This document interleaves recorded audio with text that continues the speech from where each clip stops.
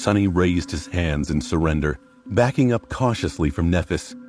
He spoke in a purposefully calm, measured tone. It's not as you think, Neph. We've been caught in a trap by the Soul Tree. It's not benevolent. It's not protecting us. It's doing the opposite. If we don't leave this island, we'll become its slaves forever. Or until it finds someone stronger and devours us and takes our place. She tilted her head and looked at him with an unreadable expression. Come on, Nephis, remember. We've talked about this already. This whole thing was your idea to begin with. For a moment, he thought that his words had awoken the stolen memories in her mind, but her response shattered those hopes into pieces. Leave the great tree? You really have lost your mind. Shit. Changing Star raised her sword and said in a tone that made Sunny tremble, Let Cassia go. Now. He hesitated, thinking about the best course of action. Then he carefully placed the blind girl on the ground. All right, I did, see? Now, listen to me. I have something very important to tell you. Before he was done speaking, Nephis disappeared from his view. Realizing that he was about to be attacked, Sunny prepared to defend himself. However, a moment later, he was already laying on the ground, the tip of the silver sword pressed against his throat. Changing Star was standing above him, pale lights burning in her eyes. Well, that was embarrassing. All his training, all the experience he had won in countless bloody battles, all the power he had gained. Sunny had really thought that he stood a decent chance of standing his ground in a fight against Nephis, maybe even reaching a tie. But in the end, he had barely lasted a second. One would be tempted to call this shameful display a premature capitulation. Nice one, idiot. Now stop fooling around and focus. Feeling the cold steel touching his skin, Sunny tried to move as little as possible. He was pretty sure that Changing Star wouldn't just kill him in cold blood, but it was still better not to give her any reasons to do something drastic. After all, Neph's mind was not her own. Looking up at her cold, indifferent face, Sunny strained his vocal cords and shouted in exasperation, Aster, Song, Veil! Nephis's hand trembled, making a drop of blood roll down his cheek. Her eyes opened wide, full of surprise and shock. Then, a dark expression appeared on her face. Pressing slightly on the sword, she took a step forward and pierced him with a burning gaze. When she spoke, her voice was trembling with suppressed emotions. How do you know those names? Who are you? Sunny blinked, equally as surprised by her reaction. He had thought that these weird words were just a part of some code to jog her memory awake, but as it turned out, they were not. Aster Song Veil? What the hell does it mean? What can make Nephis lose her cool? It has to be something important. Trying to stay as still as possible, he cautiously glanced at the blade of the sword and honestly answered, I didn't even know that these were names. It's just what you told me to tell you in case you forget what had to be done. You said, if I tell you this, you'll listen to me. Nephis stared at him, a shadow of doubt appearing on her face for a split second. It was gone almost instantly, replaced by grim determination. Gritting her teeth, she snarled, Which domain do you belong to? Sunny had no clue what she wanted him to say, so he just asked, What's a domain? She grinned, a maniacal glimmer appearing in her eyes. This was very unlike calm, composed Nephis. If Sunny didn't know better, he would think that a completely different person was standing in front of him, a person that was much more unpredictable and dangerous. Nephis spoke again. Don't pretend to... Suddenly she stumbled, then frowned. It seemed as though Sunny's question touched something in Changing Star's mind, causing a chain reaction. A few seconds passed, each turning her frown deeper. Slowly, the familiar poised calmness returned to her eyes.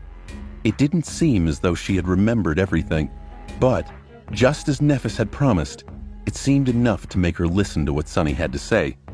He understood it from the fact that she had finally removed the tip of the sword from his throat. She even helped him stand up. Looking at Sunny with a strange expression, she then said, "I really told you those words." Rubbing his slightly cut neck, he simply nodded. Bloodweave was already busy repairing the damage to his skin. Nefis looked down, then closed her eyes for a few moments. When she opened them again, they were full of resolve. "What do I need to do?" Sunny really wanted to ask her about the meaning of the 3 mysterious names, but decided against it. That would have to be a question for another time. Right now, they had to hurry. "Ask Cassia to summon her staff, then get her into the boat." Dismissing her sword, Changing Star glanced at him for the last time and walked toward her friend. Somehow, Nefis had managed to talk Cassia into following her and boarding the ghastly vessel. She probably had to lie about a lot of things, but Sunny didn't want to ask, afraid that his flaw would ruin everything. Once the girls were inside the boat, he wrapped his tired body into the shadow and put his hands on the metal hull. Every part of his body seemed to hurt in its own unique way. His mind was utterly exhausted. "Come on, Sunny. One last push." With a crooked smile, he strained his muscles and pushed the boat toward black water.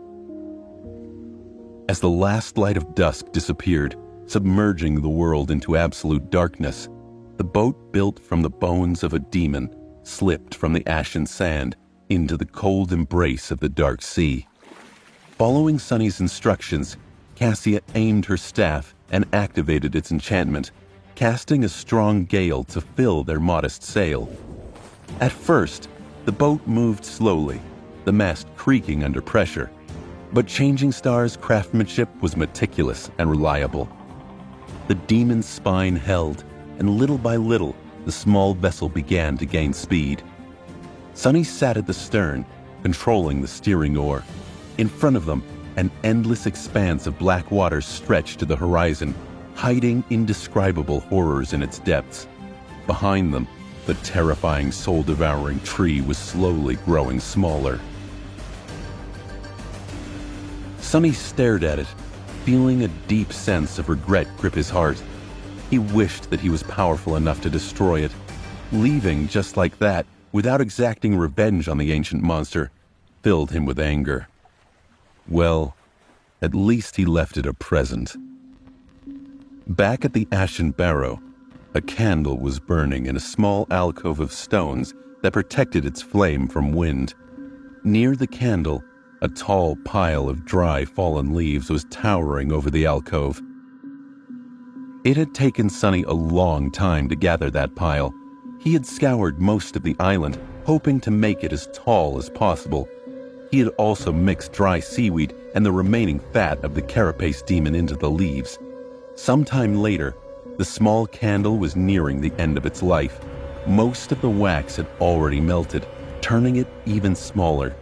Just as the flame was about to go out, it ignited the leaves.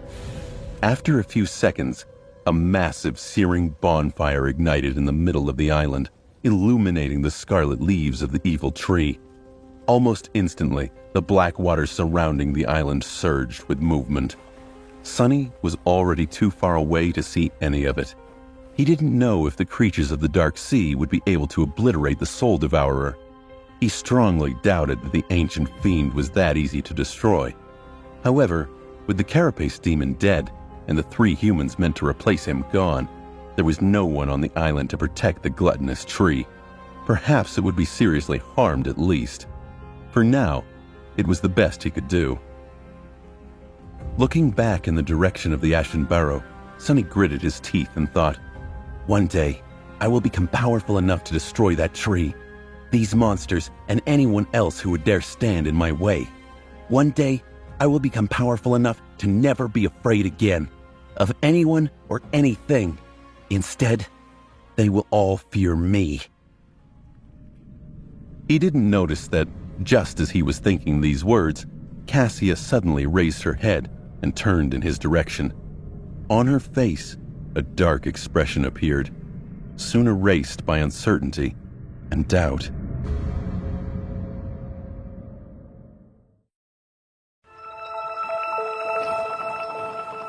In the absolute darkness, a small vessel was gliding on the black surface of a restless sea. Its mast, made of a demon's spine, was straining under the assault of the winds. In the eerie silence of this vast and lightless void, the swift boat cut through the waves like a blade.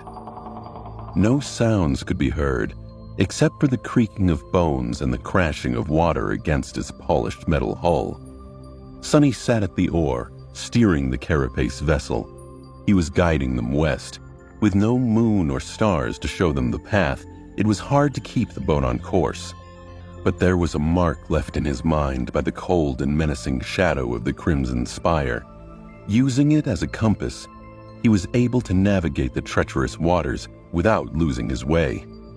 Black skies above, dark sea beneath, with nothing but a thin layer of steel separating them from the tenumbrous abyss, they sailed through the night. Below them, countless horrors were hiding in the cursed depths. Several times, Sonny felt gargantuan shadows moving close to the small boat, attracted by the sound of its passing. Powerless to do anything, he had no choice but to tremble in silence, praying that the terrible creatures would turn away. So far, luck was on their side. Perhaps they were too small and feeble to satiate the hunger of these ancient leviathans. A few hours after the start of the voyage, Sonny felt that the constant pull on his mind had begun to wane. His thoughts were slowly becoming clearer, the haze of forgetfulness weakening with each minute. Soon, a ghostly sound of shattering glass resounded in his head. Instantly, the last remnants of the fog that was clouding his consciousness disappeared. He was free from the enthrallment of the Soul Devourer. Relieved, Sonny couldn't help but smile. However, his smile was weak and hesitant. With the effects of the mind hex gone, his usual sharpness had returned. It felt as though an invisible weight had been lifted, allowing his thoughts to finally flow unobstructed once again. Everything became clearer, as though the whole world suddenly came into focus. It was a wonderful feeling, but with it came a better understanding of how terrifying and precarious their current situation was. They were quite literally balancing on the edge of a hungry abyss, their lives relying on nothing but capricious fortune. The decision to venture into the dark expanse of the cursed sea on a makeshift boat was pure insanity. But then again, there was nothing sane about the forgotten shore to begin with. In this desolate hell, the craziest choice was sometimes the best one you had. Gritting his teeth, Sonny held the oar and stared into the darkness. A few minutes later, Cassia suddenly shifted, making the boat gently sway. She handed the magical staff to Nephis and cautiously moved closer to Sonny, feeling her way through the darkness with her hands. Before Sonny could guess what it was that she wanted from him, he was suddenly caught in a tight embrace. The blind girl hid her face in his chest, hot tears streaming down her face. Sonny froze, stunned, and having no idea what to do. He could feel Cassia's body pressed against him and shaking from crying, her hands tightly wrapped around his neck. While he was trying to comprehend the situation, she quietly whispered, "Thank you. Thank you." Feeling extremely awkward, Sonny pretended to clear his throat. No need to thank me. If it wasn't for your warning, we would still be stuck on that island. So, we're even." Then he raised his hand and awkwardly patted her on the back. Both of them were careful to keep their voices as quiet as possible, afraid that they would attract something from the black depths. Cassia silently cried for several minutes, then finally let go of him. Wiping her face, she pulled her body away and whispered, "I'm sorry." Her voice sounded a bit strange. Confused, Sonny raised his eyebrows. "What is she apologizing for? It wasn't her. She has to know that." I'm sorry too. For, grabbing you back then. She smiled and, wiping the last tear from her face, turned away to move back to the middle of the boat. Sonny was left alone once again. With nothing to do except for holding the steering oar, he let his thoughts wander. With his mind clear again, many things were worth revisiting. He had to distract himself from the eerie pressure of the endless dark emptiness somehow anyway. Even though their experience with the Soul Devourer was nothing short of harrowing, Sonny had somehow managed to end up considerably better off on the other end of it. His haul this time was truly unbelievable. He had received an amazing new weapon, no less than 100 shadow fragments, and 2 new attributes. His healing was also better. He flexed his hand, working through some stiffness in his newly healed bones. He marveled at his hand.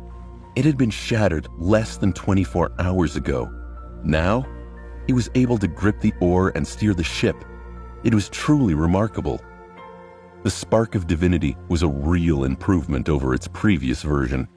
The ability to perceive the inner structure of memories alone opened a whole new horizon of possibilities. However, he was more interested in the mysterious bloodweave.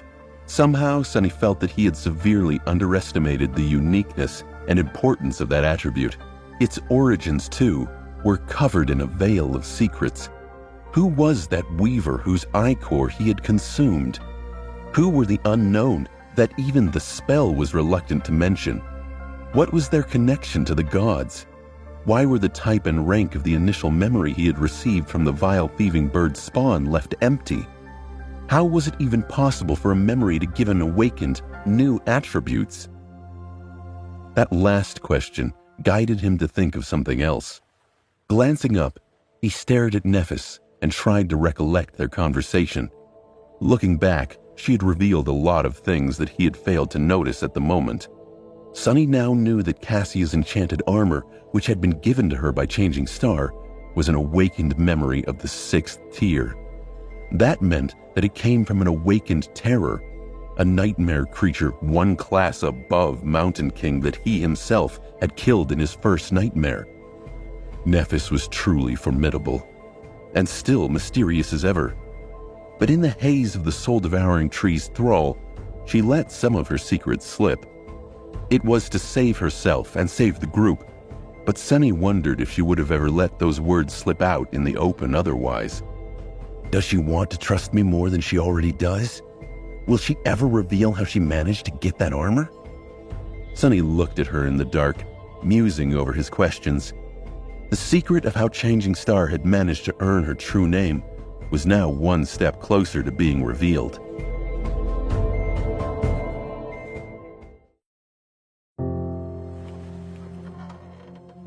Sonny watched Nephis, thoughts swirling through his head about what secrets she could be keeping.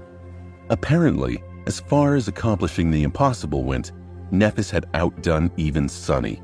An aspirant triumphing over an awakened tyrant was already unbelievable enough, but killing an awakened terror gave the word unbelievable a whole new meaning. No wonder her aspect ability is so versatile. Now, he was almost sure that Changing Star's aspect was of the divine rank, just like his. That would explain why she was able to both heal and destroy with her strange and formidable powers. A combination as rare as his own shadow control, and with its power came an excruciating flaw. What's the probability of 2 sleepers with divine aspects ending up so close to each other in the dream realm? Close to 0. It seemed like the unpredictable, fated attribute had twisted the strings of fate once again. Sonny felt shivers running down his spine. His innate attribute was capable of bringing both terrible curses and incredible blessings. At first glance, their meeting with Nephis seemed like the latter. But if it was truly the result of fated manipulating destiny, it could turn out to be the worst of calamities in the end. After all, one of the possible meanings of her true name was Star of Ruin. The fear he had felt in that short moment before crossing swords with Nephis was still fresh in Sonny's mind. And there were other things that she had revealed too. She knew something about the drop of ichor, being that she had called it a lineage memory, without batting an eye. That suggested that Nephis knew much more about the spell than Sunny and the rest of the public did. It seemed as though there were secrets in the upper echelons of Awakened that they didn't want anyone else to know. The 3 mysterious names she had told him might have been another of those secrets, and that last word she used, asking which domain he belonged to. What were these domains? So many questions. Sunny spent many hours pondering them, as well as going over all the information about the Forgotten Shore he had gathered. The carapace boat flew over the dark water, drawing closer and closer to the western horizon. Soon, he felt that the night was already drawing its last breaths. The light of hope ignited in Sunny's heart. However, this was when their luck had finally run out. The disaster came unexpectedly, violently, throwing them into a void of confusion. This time, Sunny had not felt anything approaching the boat. The danger simply appeared out of nowhere, leaving him no time to react. 1 second, the Blackwaters were calm and clear. The next, they were boiling with movement, grotesque tentacles rising from them and wrapping themselves around the hull of the boat. Sunny tried to jump to his feet, but at that moment, the whole vessel was violently jerked to the side. Falling, he heard the moans of metal being bent and torn apart. Then, salty water filled his mouth. Rising, he caught a glimpse of Nephis standing at the bow of the boat, her silver sword lashing at the approaching tentacle.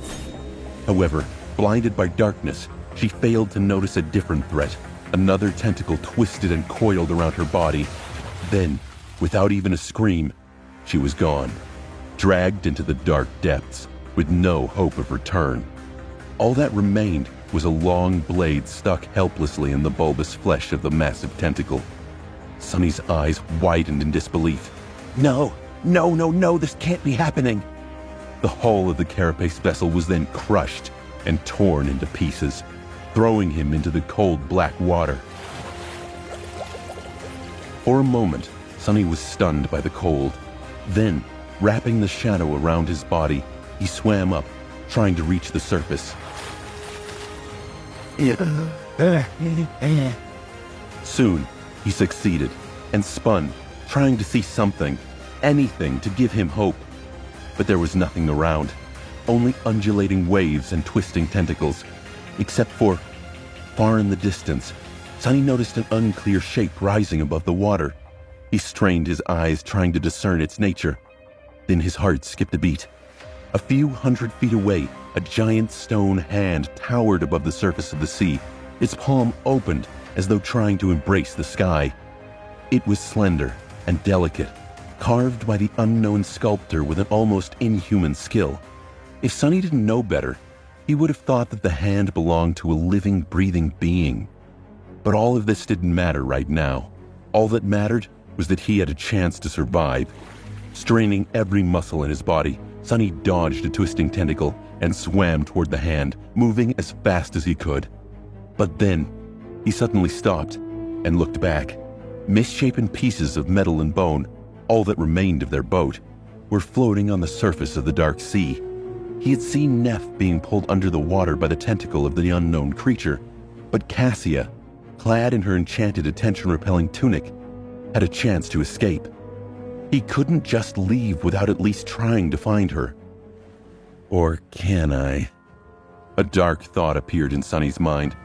After all, his own survival was the only thing that really mattered. Everything else was just a distraction. Why don't you think about yourself for a second? Are you really going to risk your precious life on the off chance that this helpless girl is still alive? She only can see aspects and glimmers of the future, but she barely understands them. He hesitated. Admit it, she is nothing but a burden. You always knew that one day she was going to drag you down. Yes, he did. But what? You're going to die, fool. Turn around and flee, now! Why was he even hesitating? This was his chance to escape, his only chance perhaps. He had to survive. Feeling an almost unbearable feeling of regret filling his chest, Sunny slowly inhaled.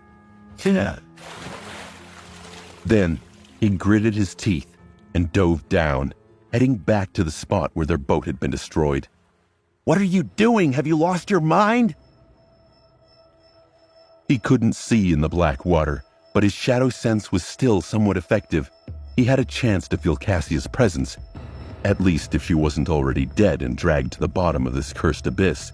You fool! How is she worth it? Why are you doing this? Grimacing, he forced his annoying inner voice to shut up. In his mind, the answer was clear. Because I want to.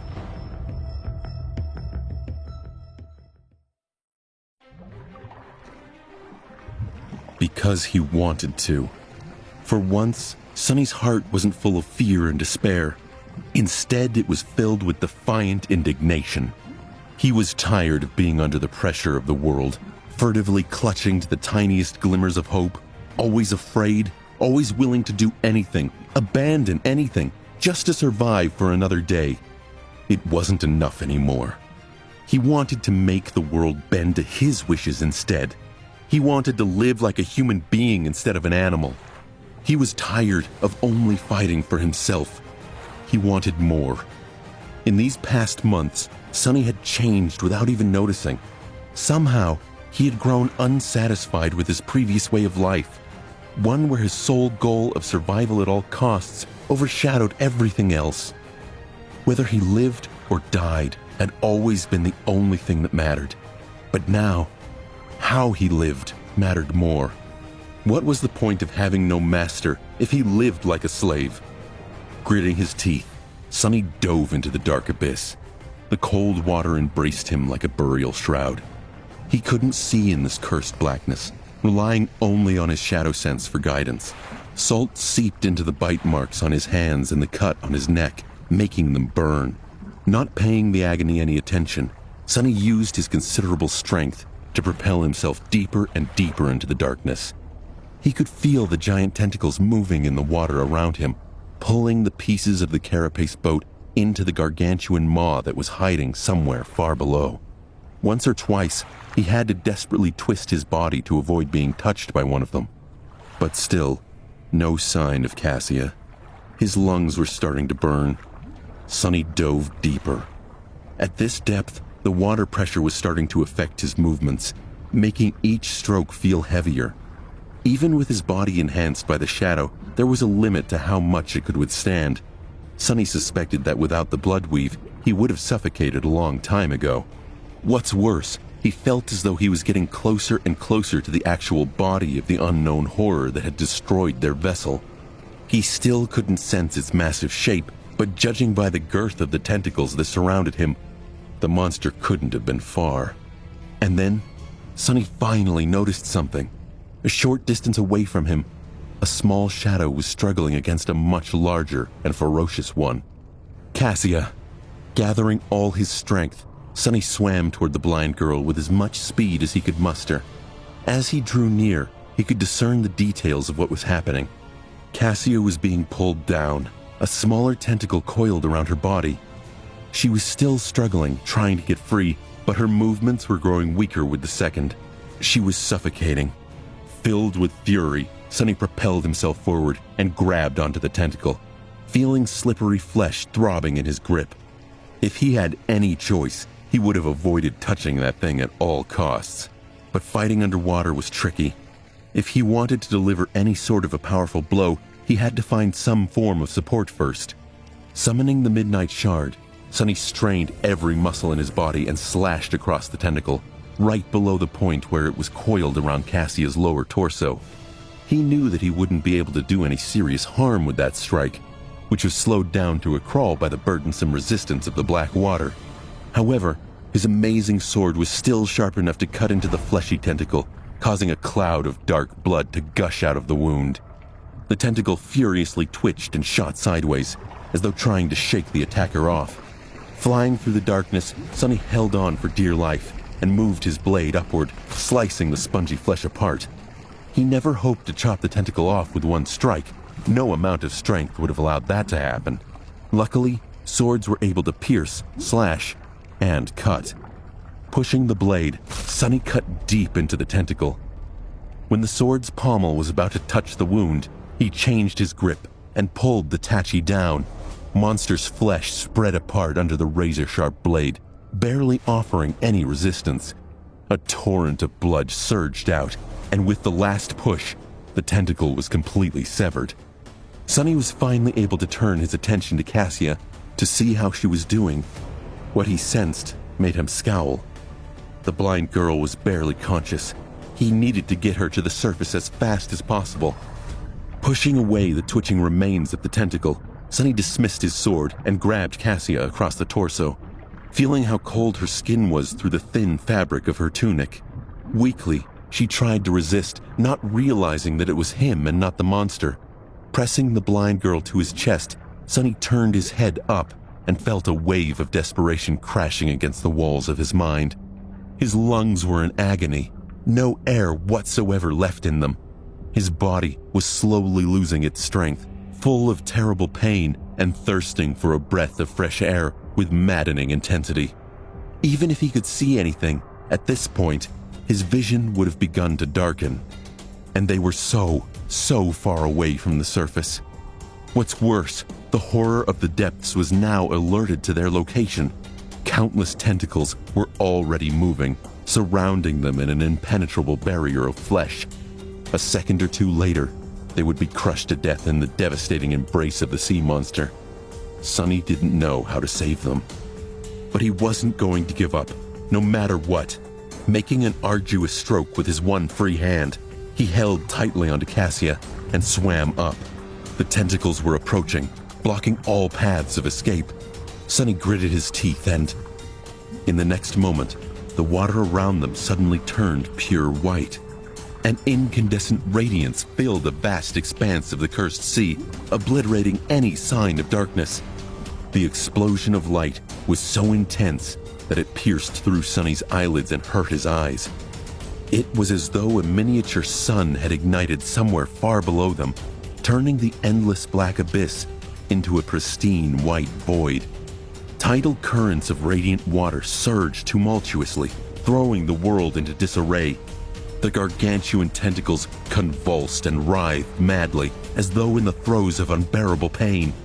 The unbreakable barrier of flesh fell apart. Sonny wasn't about to let this chance go. Straining his suffocating body, he swam to the surface, dodging the writhing tentacles. With the furious white sun burning in the depths below, he could see their shapes clearly. Moving faster and faster, he propelled himself up with everything he had left. Sonny knew that surfacing that fast was dangerous, but there was no other choice. Both Cassia and himself did not have a lot of life left in them. They needed air. Although it seemed like an eternity, the white radiance began to dim just a few moments later. But it didn't matter. Sonny was already past the barrier of tentacles, swimming up with desperate speed. He was afraid that they wouldn't make it. His consciousness was already beginning to wane, slowly slipping into the cold clutches of empty nothingness. Even knowing that there was nothing but water around, he was still overwhelmed by the suicidal desire to open his mouth and inhale as deeply as he could. His muscles were spasming, devoid of oxygen for too long. And then, finally...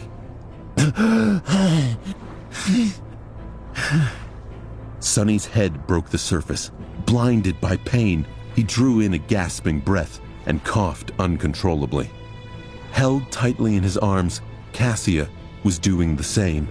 Her chest was ruggedly moving up and down, sucking in the sweet ambrosia of air. Sonny never knew how precious it was before, not even while being slowly poisoned by the harmful polluted air of the outskirts. They made it. Trying to compose himself, Sonny looked around. The last remnants of the white radiance were long gone, erased as if they had never existed. The world was once again consumed by absolute darkness. However, far away in the east, the first light of dawn was about to shine from beyond the horizon. Catching a glimpse of the giant stone hand, Sonny gripped Cassia's shoulders and swam in that direction.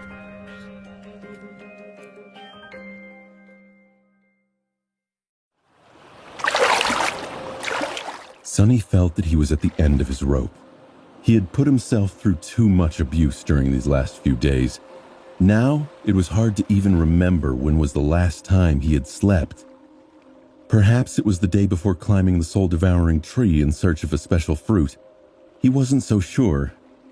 Since then, he had lived through the harrowing torture of the Bloodweave transformation, spent countless hours on the verge of mental collapse to resist the effects of the enthrallment, mangled his hands to stay lucid, guided the boat through the terrors of the dark sea in absolute darkness, saw it being destroyed by the horrid dweller of the deep, and gave battle to that monster in the cold black depths, almost drowning as a result. His body and mind were on the brink of shutting off. Despite that, Sonny stubbornly continued to swim, bringing himself and Cassia closer and closer to the giant stone hand that was rising from the water as though trying to embrace the skies. The dark sea was surging around him, still reeling from the effects of the light explosion that had rocked it some time earlier. Tall waves were threatening to drown the two sleepers, throwing them around like toys. Struggling against them was a hard task. But still, he persisted. The dawn was drawing closer, but for now, there was still nothing but cold darkness and danger all around them. Any second, something could rise from the depths of the abyss and put an end to their desperate attempt to save themselves. At least the tentacles were gone, perhaps scared away by the pain of being exposed to the searing light. By some miracle, Sonny eventually managed to reach the stone hand. Hoisting Cassia up, he helped her climb on the dark rocks and followed closely behind. Soon, they reached the open palm of the hand and crawled to its center, then fell down, utterly spent and exhausted. For a long time, neither of them was able to talk. All Sonny could do was lay motionless, draw in raspy breaths, and try to stay awake. His mind was empty of thoughts. That was fine, because he didn't want to think. If he did, he would be forced to remember. Remember what had happened to... Shut up. What was the point of remembering? He couldn't change anything. The sound of the black water crashing against the base of the giant hand reminded him that the night was still not over. Opening his eyes, Sonny tried to understand their current circumstances. Their shelter was slightly raised above the waves, the base of the giant thumb almost touching the surface of the dark sea. The palm was not very spacious, roughly half the size of the circular platform that had saved his life on his first day on the Forgotten Shore. It was angled upward, creating a slight slope. The fingers were higher above the waves and wide enough to accommodate a person, but they were bent upward toward the sky, making them less suitable to serve as a refuge. We need to get further away from the water. With that thought, Sonny tiredly stood up and bent down to touch Cassia's shoulder. When he finally spoke, his voice sounded hollow and brittle. Cassia, stand up. Cassia, stand up. We have to move higher. The blind girl flinched and raised her head, her skin deathly pale. Sonny? He nodded. Yeah, it's me. She was still in shock. Sonny could see that Cassia's mind was not all there yet, so he gently pulled her to her feet. Come on, let's go. It's just a few meters. She lingered. What happened? I heard a sound, and then something was pulling me down. He gritted his teeth and tried to keep his tone even. We were attacked by a sea monster. The boat was destroyed. I dove down and managed to find you, then swam to this pile of stones. It's not very high above the water, so... Cassia wavered. Where's... Sonny hurried to interrupt her, unwilling to answer the next question. Come, follow me. We can rest when we're higher. Gently guiding the blind girl, Sonny climbed to the base of the giant hand's index finger, which was the highest point they could reach without climbing the fingers themselves. Sitting down on the cold stone, he rested his back against the giant phalanx and stared at the restless surface of the dark sea. His eyes were cold and empty. Cassia was silent by his side. Her pale face was contorted, as though she simultaneously wanted to ask the question and dreaded the answer.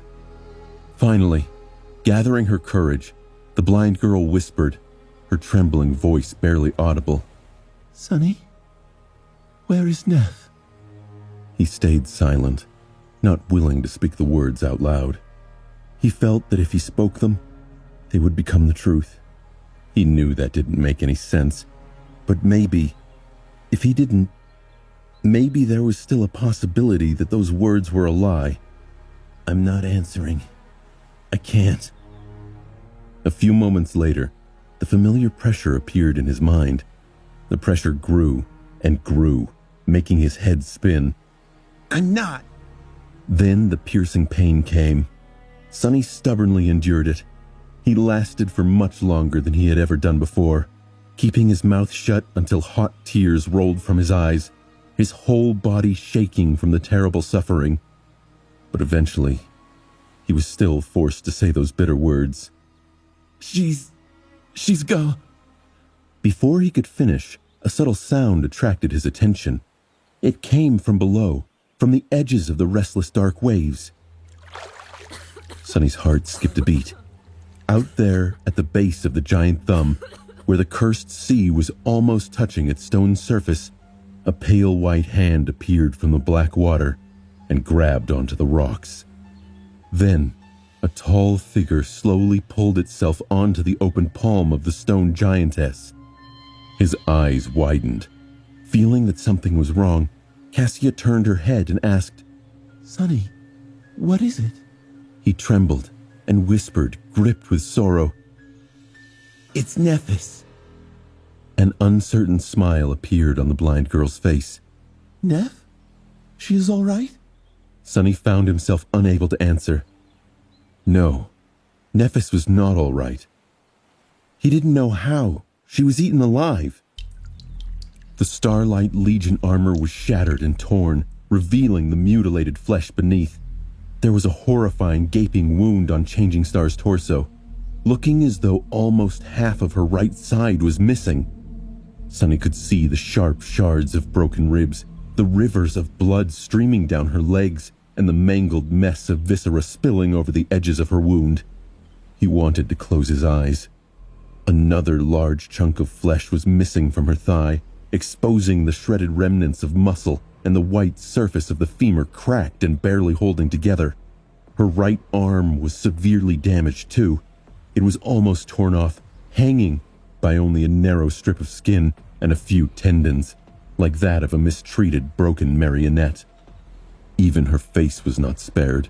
One of Neff's eyes was gone, its socket crushed and shattered, and the skin of her cheek was shaved off as though by sandpaper, leaving behind a mangled mess of bleeding flesh and broken teeth. The sight of her was harrowing and heartbreaking. It was apparent that Changing Star was about to die. Sonny couldn't tear his eyes away from her. Cassia's voice broke through, jarring Sonny's attention to her. Sonny, why are you not answering? He glanced at Cassia and bit his lip, trying once again to suppress the answer that was fighting its way out. Something sharp and hot was stabbing at his heart, making his vision blurry. Meanwhile, Nephis staggered and blindly stepped forward. Her legs buckled, and she heavily fell to her knees, splattering blood all over the cold surface of the stone. A terrible moan escaped from her lips as her cracked femur finally shattered, bone piercing through muscle and skin.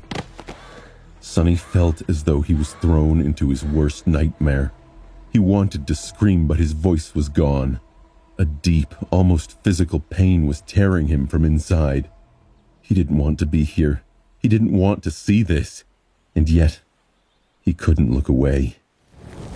That's why he noticed instantly, when two white flames ignited in Neff's eyes, the radiance growing brighter and brighter, spilling from her eyes, her mouth, and the gaping wounds in her body. It was as though there was a flaming star burning in the place where her heart should have been. As though she was nothing but a white flame hidden behind a thin layer of human skin. The incandescent radiance filled Changing Star's blood, turning it into streams of liquid white fire. As Sunny watched, frozen in place with his eyes opened wide, that fire began to melt and reshape her flesh. Slowly, her muscles repaired herself, her organs returned to their places, and her bones reassembled themselves from the shards. Where there was nothing to replace a missing part, the fire took its shape and solidified. With a terrible scream, Nephis grasped her almost severed arm and tore it away. Then pressed it to the stump that was bleeding with white flame. Soon, the mangled halves melted together, becoming whole again. Shocked, he saw every terrible wound on her body heal, washed in the purifying fire. Soon, there was nothing but pristine white skin showing through the wide gaps in the shattered armor. Nephis raised her head, looking at them, but not seeing anything. There was no recognition in her gaze, all understanding destroyed by the cruel crucible of the sacred fire. Then, the last daughter of the immortal Flame Clan closed her eyes and fell to the ground, losing consciousness. Sunny looked around helplessly. Nephis had healed herself in the most gruesome and painful fashion, but he wasn't sure if that would be enough. Would the tides continue to rise and rob them of their shelter? Was the beast in the depths scared off, or angry for revenge? Only time would tell, and Sunny didn't feel optimistic. Sunny, Cassia, and Nephis had ventured into the cursed sea on a boat made of a demon's bones. The journey had been arduous, and they nearly perished. After an eternity spent in the cold embrace of darkness, the endless night of their escape was finally dawning its last breaths. Sunny shifted and turned to the east, where a ghostly line of pale lilac appeared over the horizon. Trembling, he licked his lips. His voice was barely a raspy whisper as he spoke. Cassia, it's morning." A new dawn was ready to bathe the desolate hell of the Forgotten Shore in warm sunlight. Day meant one thing in the Forgotten Shore. The tides receded, which meant they had survived. They had crossed the vast and cruel sea and lived to see another day. A smile crested Sunny's face. "We did it." After he uttered these words, the last remnant of strength that had kept Sunny going disappeared, and he slumped on the stone, his chest rising heavily and then falling. Sunny and Cassia were holding each other for warmth, while Nephis was laying in the center of the stone palm, unconscious. Visible through the gaps in the shattered armor, her ivory skin was pale and listless. In their perilous journey, the trio had escaped the clutches of the Soul Tree, sailed through the cursed darkness, and even lived through a battle with the horrifying Dweller of the Depths. Sunny couldn't quite believe that they had managed to pull off their daring escape. From the moment he had learned about the enthrallment hex put on their minds by the ancient fiend, he felt that the chances of ever saving themselves from the gluttonous evil tree were slim to none. Perhaps because it had taken away his most dangerous and tested weapon, his mind. And yet, somehow, they had succeeded. Utterly exhausted, Sunny closed his eyes and listened to the dark sea as it retreated to hide from the coming sun. Without even noticing it, he slipped into the embrace of sleep. When he woke, the sun was already high in the sky. Sunny expected to feel crippled now that adrenaline had left his battered body, but to his surprise, he wasn't in even half as much pain as he had anticipated. Blood weave was truly a miraculous attribute to have for someone as prone to disasters as he was. Even his broken finger wasn't hurting that much anymore. Sunny still had to groan. "Ugh." While sitting up, though, Cassia was sleeping by his side, as drained by the events of the previous night as he was, perhaps even more so. Her delicate face seemed vulnerable and pale, twisted in an anxious frown. Sunny sighed. Nephis had yet to regain her senses. She lay still and motionless, her face drained of all color. Only the sound of her breathing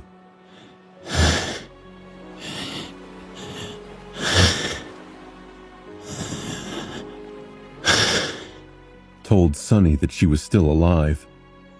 Who knew what price she had paid to pull herself from the jaws of death? He had not realized before that she could heal herself. Perhaps there was a reason why she had never done so in the past. As much as Sunny wanted to celebrate, he'd escaped one nightmare only to land in a new one before. They had to be smart. He reminded himself, it's time to assess the situation. Turning away from Changing Star, Sunny looked around, trying to discern their current circumstances. His heart was heavy. If they had endured those horrors only to find themselves stranded in the middle of the cursed sea with no way to continue forward, that would be a truly macabre twist of fate. To the east of them, there was nothing but the empty expanse of the colossal crater. Same thing for the...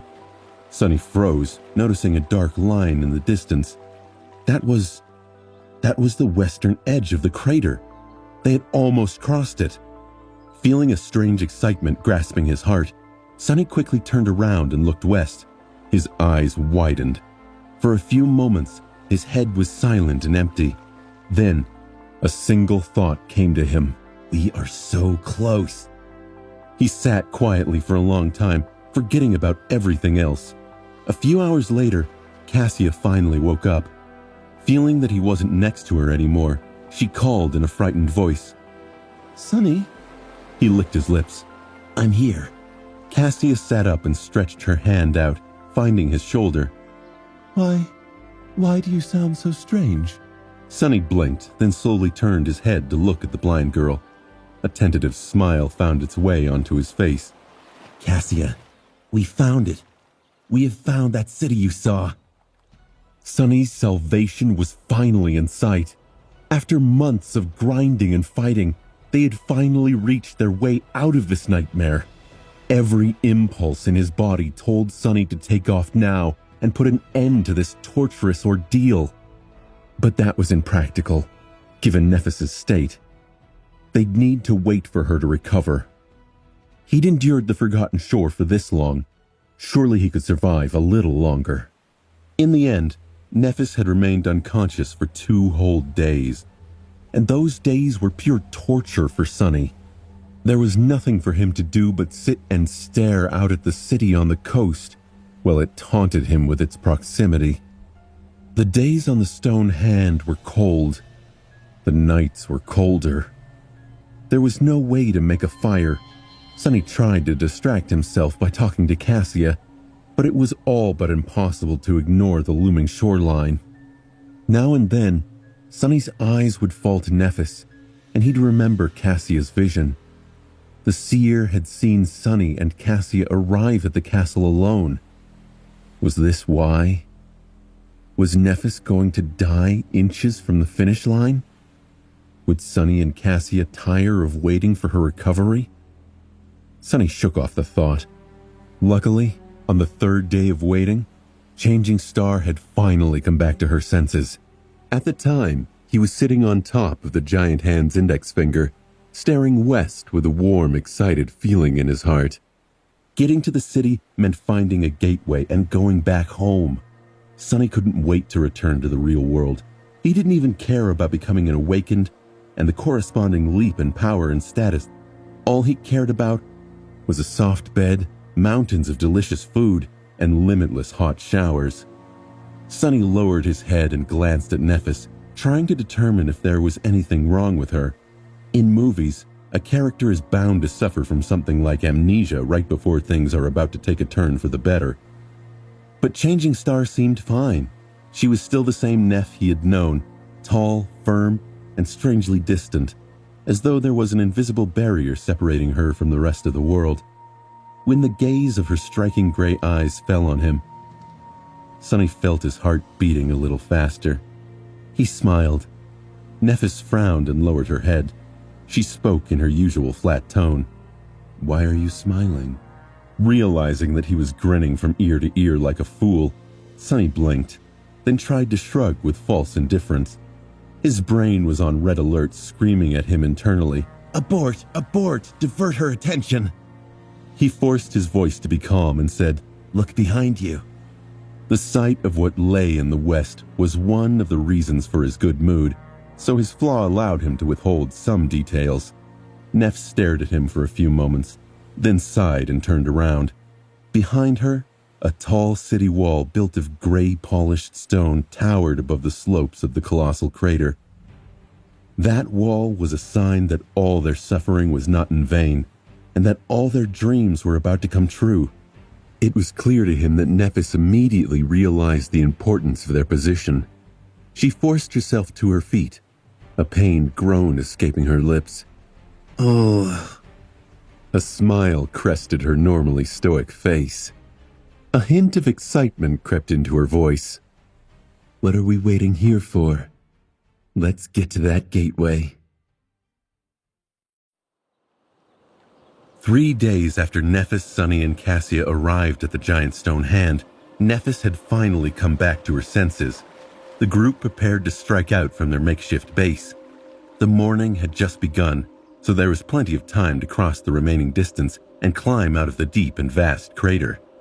If all went as planned, they would meet the next sunset on top of the tall wall of the mysterious city. Of course, numerous things could go wrong between now and then, but for some reason, Sunny felt optimistic. This was a rare moment for his cynical, paranoid heart. Sunny and Nephis took turns climbing down a few dozen meters and lowering Cassia to one another with the help of the golden rope. However, they had grown considerably stronger since the last time they had to do it. Sunny remembered how tiresome it was to descend from the giant knight's statue in that way, and chuckled.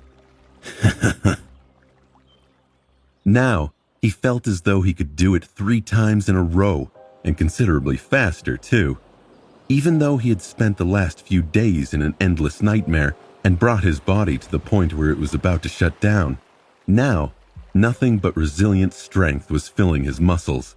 The 2 months that they had spent in the perilous hell of the Crimson Labyrinth, constantly fighting for their lives and slaying monsters that no sleeper should ever face, one after another, had made all 3 of them much more powerful. Sunny doubted that a lot of Awakened had ever gone through this ruthless of an initiation and lived to tell the tale. Once he returned to the real world, he would most likely be considered one of the elite representatives of the current generation. The idea gave Sunny pause. He thought to himself, That might actually be a problem. The last thing I want is to attract too many questions. With my flaw, that could spell big trouble. Well, he could always blame everything on Nephis. She was already close to being a mythical figure, the last daughter of the legendary Immortal Flame line, one of the few Awakened in history who had managed to receive a true name in the first nightmare, the top student in her batch of sleepers in the academy, and so on. People would easily believe that a prodigy like her had been able, and willing, to carry 2 pathetic weaklings on her back all the way to the gateway. Sunny just had to choose his words carefully when describing the events leading up to their triumphant return. Luckily, in that regard, he was a master. Entertaining himself with such thoughts, he didn't even notice the flow of time. Soon, they were already approaching the edge of the crater. Nephis looked back at Sunny. Stay vigilant. She didn't have to remind him. Sunny knew that the last stretch was often the most dangerous, mostly because it was natural for people to allow themselves to relax in these moments, falsely believing that the worst was already behind them.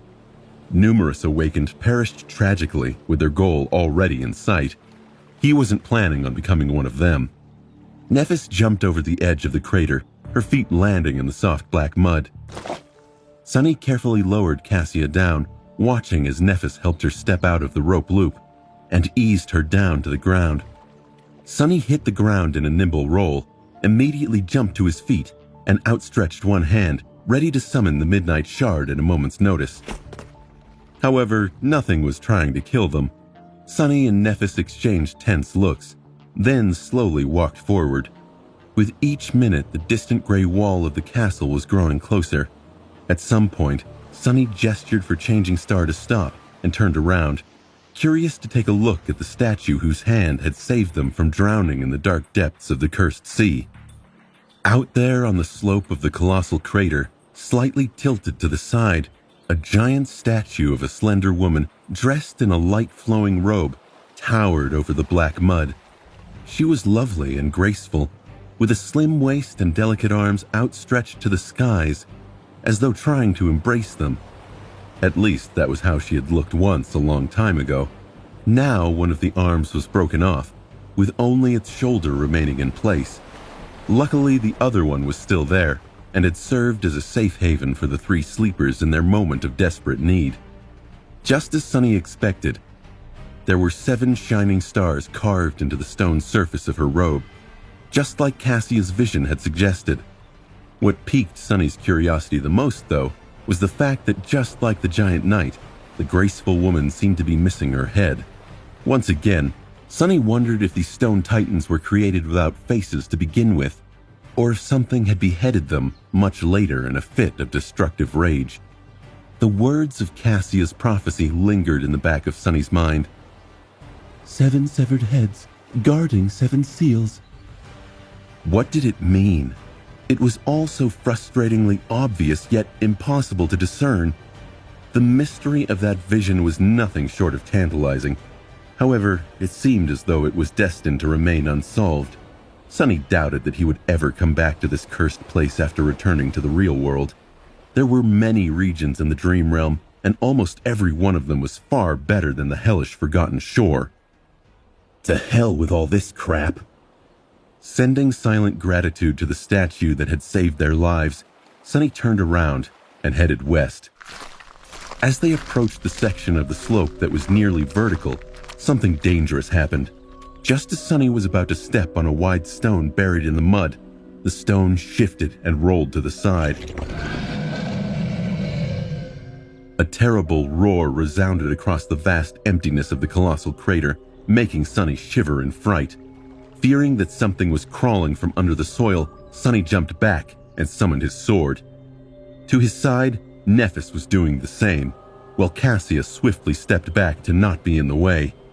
However, nothing was moving in the mud. No giant beast rose from it to feast on their flesh. No horrifying abomination had extended its limbs to pull them underground into its maw. Then, what made that terrible roar? Just as Sunny was trying to understand what was happening, a sharp pain suddenly pierced his leg. Looking down, he saw... The damn stone was chomping on his shin. This is exactly what he was afraid of, exactly what he said he wouldn't do. He let his guard down inches from safety, and now a searing pain shot up his leg. Sunny needed to act fast. He shook his leg, but the stone creature couldn't be knocked away so easily. Ah! He stifled a scream as its teeth punctured the leather of his boots. The creature seemed oddly basic, but he wasn't going to make the mistake of underestimating it, not after he'd already fallen into its trap. Sunny summoned the Midnight Shard and prepared for battle. The stone, which turned out to be a bizarre nightmare creature, revealed a mouthful of long, sharp teeth on its surface. It awkwardly rolled a couple of times to reach Sunny and then tried to dig its fangs into his soft flesh. It might have bitten Sunny's leg clean off, but luckily, the leather boot of the puppeteer's shroud turned out to be too tough for the stone's jaws. So it was just munching on the leather in powerless resentment. The situation was painful, but not at all dangerous. Sunny stared at the stone, then raised his head and glanced at Nephis in bewilderment. Her expression was as indifferent as always, but after all the time that they had spent together, he was able to recognize a similar kind of amusement written clearly on her face. Sunny strained his muscles, raised the trapped leg into the air, and shook it a couple of times, trying to send the stupid stone flying. However, the weird monster was really stubborn. With another tremendous roar, it doubled its attempts to gnaw on Sunny's shin. Its stone teeth on the verge of shattering from all the pressure exerted on them. Sunny frowned and thought, what a pathetic thing. The only hope of killing me it has is if I die from annoyance. How could a nightmare creature like this even exist? I guess there are losers even among their kind, huh? Shaking his head, Sonny allowed the shadow to wrap itself around the midnight shard and brought the tip of the blade down on the hungry stone with all the strength he had. The blade was met with some resistance, but managed to pierce and shatter the monster's stone body in the end. The bizarre creature died while still trying to take a bite out of Sonny, defiant till the very end. As the shattered remains of the stone fell into the mud, the voice of the spell boomed. "You have slain an awakened monster, Rolling Stone. Your shadow grows stronger." Nephis noticed the strange expression on Sonny's face. What's wrong? He looked at her and blinked a couple of times. I just received a memory. Changing Star raised her eyebrow. That is great. What type of memory? Sonny scratched his head. According to the memory descriptions, it's just an ordinary rock. The two waited a moment and then burst out laughing.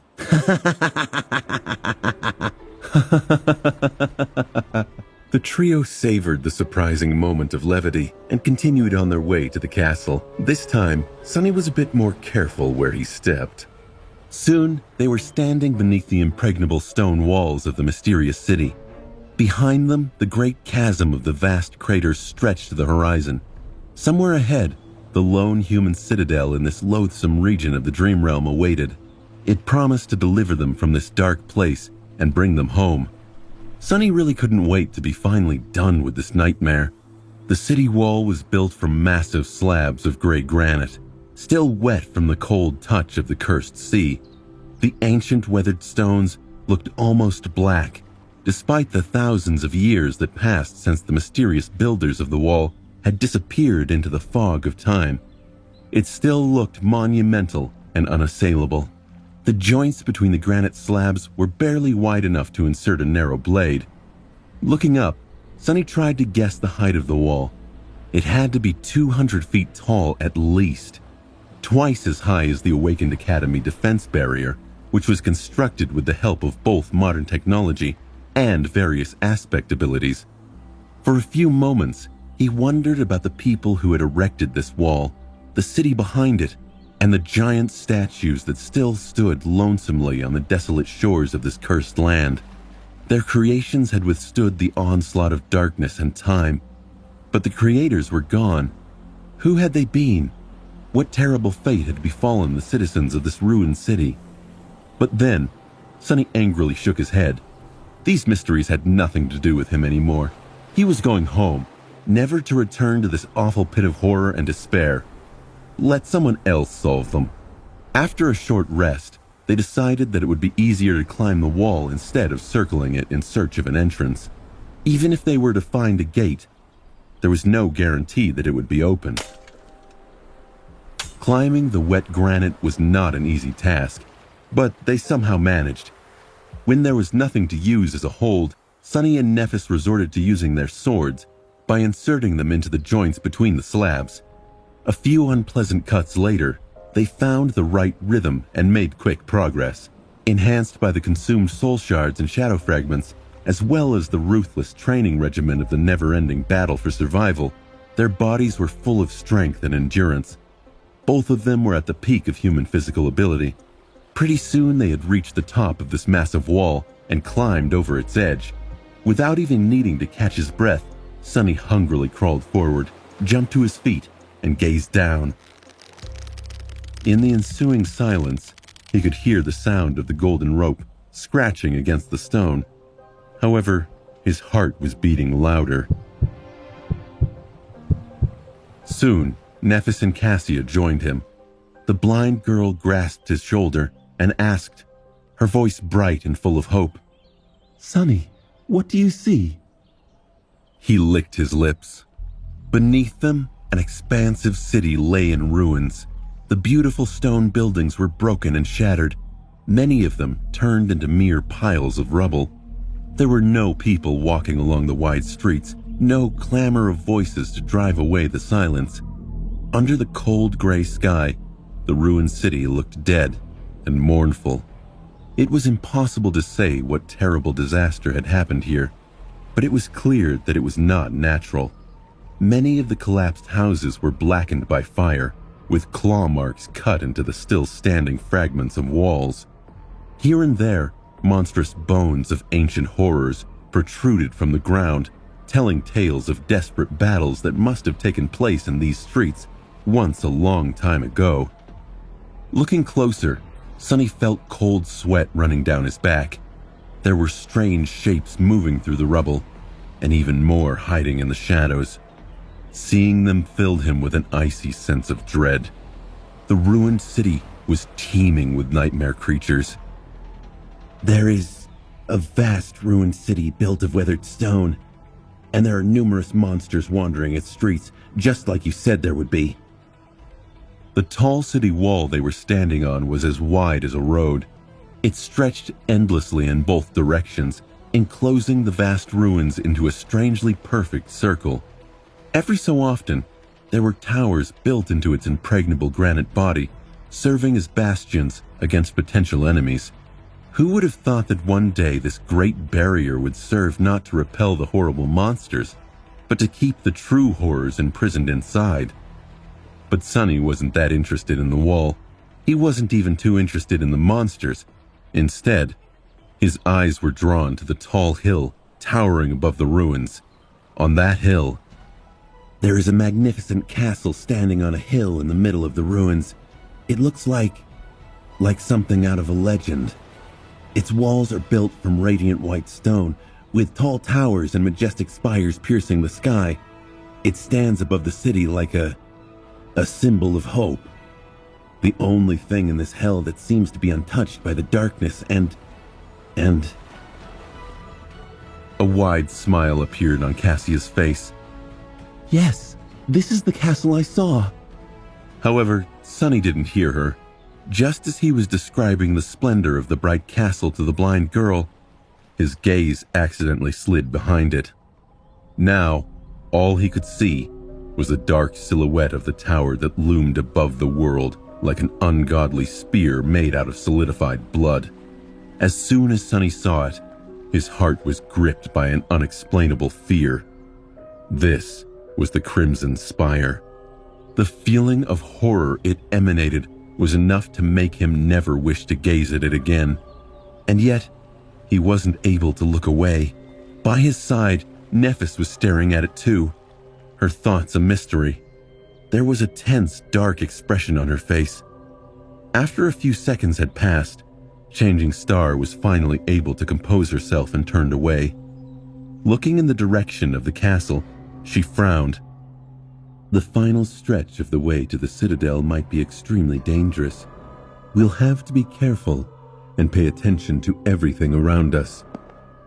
She walked along the wall, and first, we need to find a safe way down from here. Sonny nodded, realizing in his heart that they may be moving out of the frying pan and into the fire.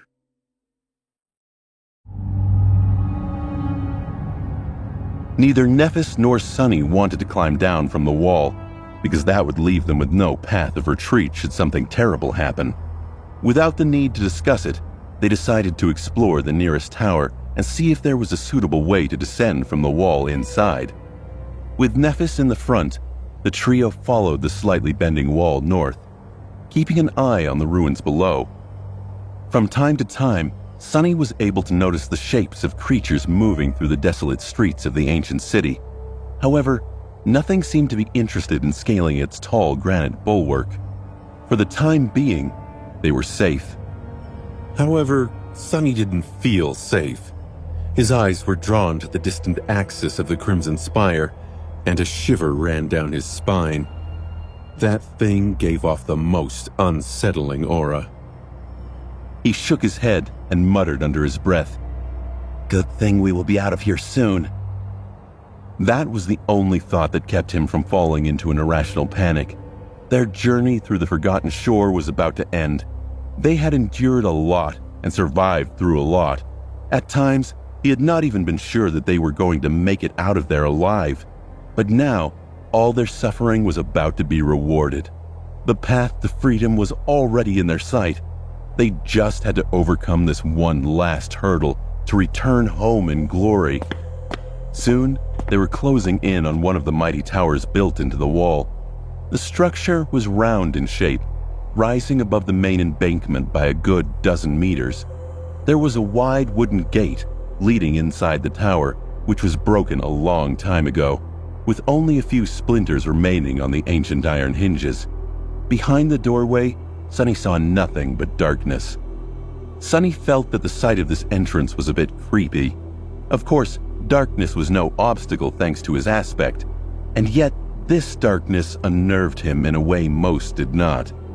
Suddenly, Cassia tugged on his shoulder, forcing Sunny to stop. Both he and Nephis turned to her, their hands outstretched and ready to summon their swords. A tone of alarm was laced into Sunny's voice. What is it, Cassia? In some situations, the blind girl was able to recognize danger before they could. Her keen hearing and sense of smell allowed her to sometimes perceive things that normal humans would not be able to. Now, there was a scowl on Cassia's face. Turning her head slightly, she dropped her voice. Listen. Sunny held his breath and followed her words, straining his hearing to the limit. Soon, he was able to discern a strange sound coming from inside the tower. It sounded like something was being devoured there. Flesh and bones being ground by sharp teeth. The nauseating sound of meat being torn and chewed made Sunny want to vomit. Sunny and Nephis looked at each other and then summoned their swords. Like usual, before the two of them moved forward, Sunny sent his shadow to investigate the potential enemy. The shadow glided on the stones, quickly approaching the tower. Then it dove into the darkness and concealed itself in the vast shade that permeated the structure, so Sunny was able to see inside. The first thing he saw was several dead monsters laying on the stone in puddles of blood. The bloody trails left on the stone floor suggested that their massive bodies were dragged here by something very powerful. They were cut apart and eviscerated, as though dressed down by an enthusiastic butcher.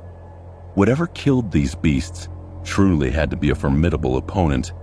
It was the news Sunny expected, but not the one he wanted. Sunny set his jaw.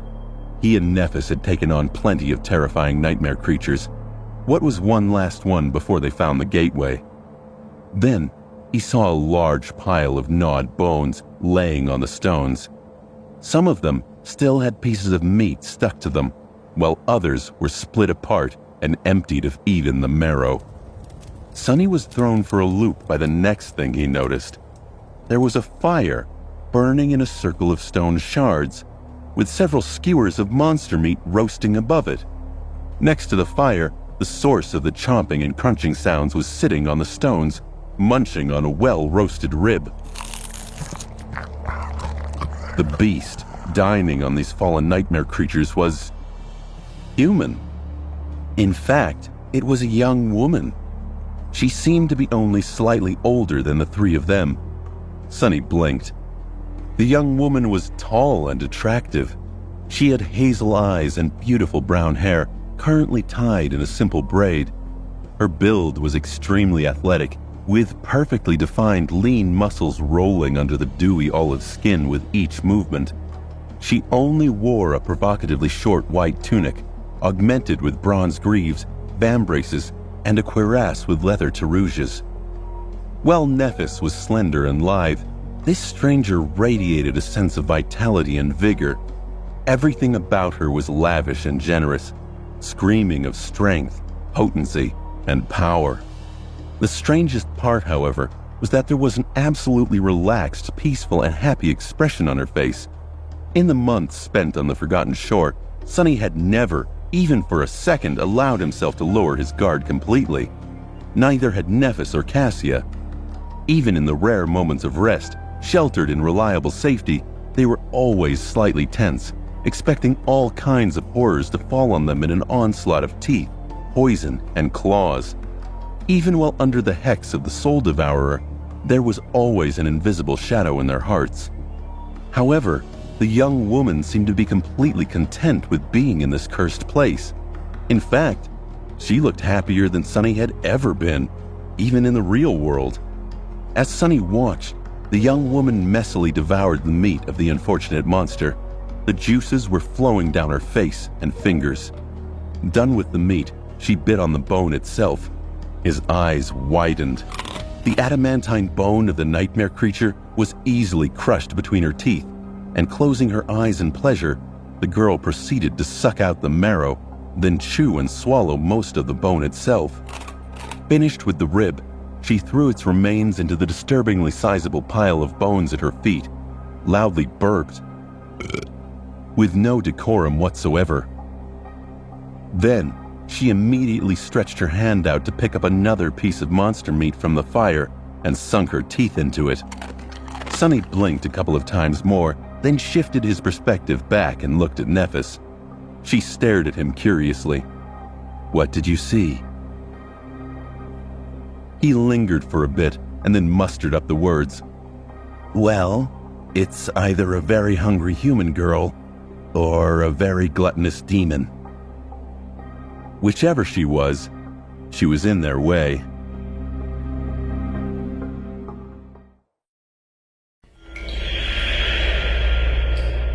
Nephis stared at him for a few moments, then turned her head to Cassia and said, "Follow behind us." The three of them cautiously approached the entrance to the tower and lingered there, uncertain of how they should proceed. In their minds, there were two outcomes to this unexpected situation. One outcome could be that the mysterious young woman would turn out to be a local awakened. In that case, all their problems were going to be solved. If an awakened happened to meet a group of sleepers in the wild reaches of the dream realm, it was customary to guide them to the nearest human citadel. Of course, exceptions happened, but in general, awakened strived to take care of sleepers. In this alien land, humans had to band together. It was not only a moral obligation, but also in their own best interest. Or the second outcome could be that the stranger would turn out to be a nightmare creature. In that case, they were going to have a tough fight on their hands. Since the rank and class of the enemy were unknown, it was impossible to predict the result. They just had to risk it. Drawing a deep breath, Sunny followed Nephis into the cool darkness of the tower. Immediately, the appetizing smell of roasting meat hit his nostrils. His stomach growled. He thought to himself, "Shit." Before Sunny could react, a piece of bone flew past his head and hit the wall with enough force to shatter into tiny pieces. Belatedly, he raised the midnight shard and assumed a defensive stance. But it was a little too late. The young woman had already been alerted to their presence. Raising her head, she bared her teeth in a wide grin and murmured, "Is someone hiding in the shadows? Why don't you come out to play?" Her voice was deep, smoky, and had a raspy huskiness to it. But what mattered the most was that she was speaking in the human language. She was human. Probably. The stranger was still sitting in a relaxed pose, but Sunny didn't miss the subtle tension in her carved muscles. He had no doubt that the alleged awakened could explode into a whirlwind of violence at any moment. It was better not to provoke her. Glancing at Neph, he followed her example and dismissed his sword. Then the three of them hesitantly stepped into the circle of light cast by the bonfire. Their hands up, palms out, trying to prove that they weren't a threat to her. The young woman looked at them in surprise and raised her eyebrows. "Humans? Oh, not what I expected." Then she smiled and shook her head. "Oh, where are my manners?" With that, she lightly rose to her feet. The white fabric of her tunic shifted slightly, revealing even more of her toned, powerful thighs. Sunny blinked. He had assumed that the stranger was tall, but only now did he realize how imposing her true height was. The woman stood considerably taller than even Nephis, not to mention Sunny himself. Complete with her robust physique, olive skin, and archaic armor, she looked like an ancient goddess. Sonny craned his neck to look at her in the eyes. He felt heat rising in his cheeks. The young woman, meanwhile, wiped her dirty face with a forearm and gestured at the fire. Here, would you like to take a seat? Despite the polite invitation, they hesitated. After several seconds passed in awkward silence, Nephis finally took a step forward and asked the question that had been tormenting all three of them. With her voice uncharacteristically tense and full of suppressed emotion, she cautiously said, Are you human? The stranger stared at her with a blank expression, then blinked a couple of times. What else would I be? A horse? With that, she threw her head back and laughed loudly, amused by her own silly joke. Nephis and Sonny glanced at each other, confused as to what to do. Meanwhile, the young woman giggled a few more times and looked at them, with sparks of glee dancing in her eyes. Of course I am human. Why are you even asking?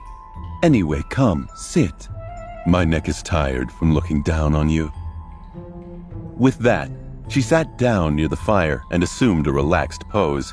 Nephis, Sonny, and Cassia finally approached and lowered themselves to the stones, looking at the tall girl with hungry flames burning in their eyes. She looked them over, then frowned a little. Haven't seen you guys around? Are you new? Nephis gave her a nod. Yes, we have just reached the city. She was trying very hard to act like a normal, well-adjusted person. It seemed that her endless attempts to improve her social skills had not been in vain. If Sonny didn't know how awkward and clumsy Neff's natural state was, he wouldn't have suspected anything. The young woman grinned. In that case, my condolences. Wait, you guys survived for 2 whole months in the labyrinth. She whistled and looked at them with newfound respect. That's a real feat. Congratulations. Nephis lingered for a few seconds, then said, I'm Nephis, and these are my companions, Cassia and Sunless. We are sleepers who came here during the winter solstice. The young woman gave them a wide, friendly smile. Nice to meet you. I'm Effie. Well, at least that's what people call me. I'm also a sleeper. Sonny frowned. So the beautiful giantess was not an awakened, just a sleeper like them. Strangely, he didn't remember ever seeing her in the academy. Still, too impatient to remain silent, he leaned forward and said, Are you from the castle? There are people living there, right? Effie glanced at him. In her eyes, there was a hint of a strange emotion. It almost looked like pity. There are indeed people living in the castle, yes? Nephis and Sonny exchanged excited looks. Then, Changing Star cautiously asked, Can you take us there? Effie shrugged. Sure, no problem. Do you guys have shards? Sonny blinked. What did soul shards have to do with any of this? They had retrieved 2 from that weird stone he had killed at the base of the wall. Was she going to ask for payment? Nephis retrieved the soul shards and showed them to the tall girl. We have 2. Effie sighed. Only 2? Well, it's better than nothing, I guess. Keep them. You'll need them later. Not quite understanding the meaning of her words, Changing Star lingered, then said uncertainly, We were hoping to reach the Citadel and access the gateway as soon as possible. How long will it take? The young woman stared at them for a long time, and then suddenly bent over in a fit of hysterical laughter. She laughed so long and hard that tears soon appeared in the corners of her eyes. Unpleasantly surprised, the 3 sleepers stared at her in shock. None of them understood the reason for this bizarre behavior. Sonny wondered, Is she insane? Sonny frowned, reevaluating the situation. Previously, the local girl just seemed a bit eccentric, but maybe there was more to it. Effie's laughter stopped as abruptly as it had started. Wiping her tears, she shook her head and said in a strange tone, Sorry guys. I just couldn't help myself. Please, Forgive my lack of manners. Then she straightened her back, looked them heavily into the eyes, and said, I can take you to the castle, but there is no gateway there. In fact, there's no way out of this cursed hell at all. I've been stuck here for 3 years myself already. So, welcome to the Dark City. I guess, abandon all hope ye who enter here and all that. Sonny's heart sank. This couldn't be true. They journeyed all this way. There had to be a gateway. He couldn't be stuck here permanently. Could he?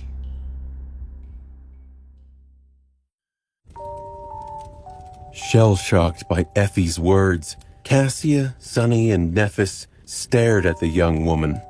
Sonny felt something brittle and precious shattering in his heart, piercing it with an almost physical feeling of pain. No, that can't be. It just couldn't be true. How could all of this have been for nothing? How could all of his hopes, dreams, and desires just be destroyed with a couple of words? How was it possible?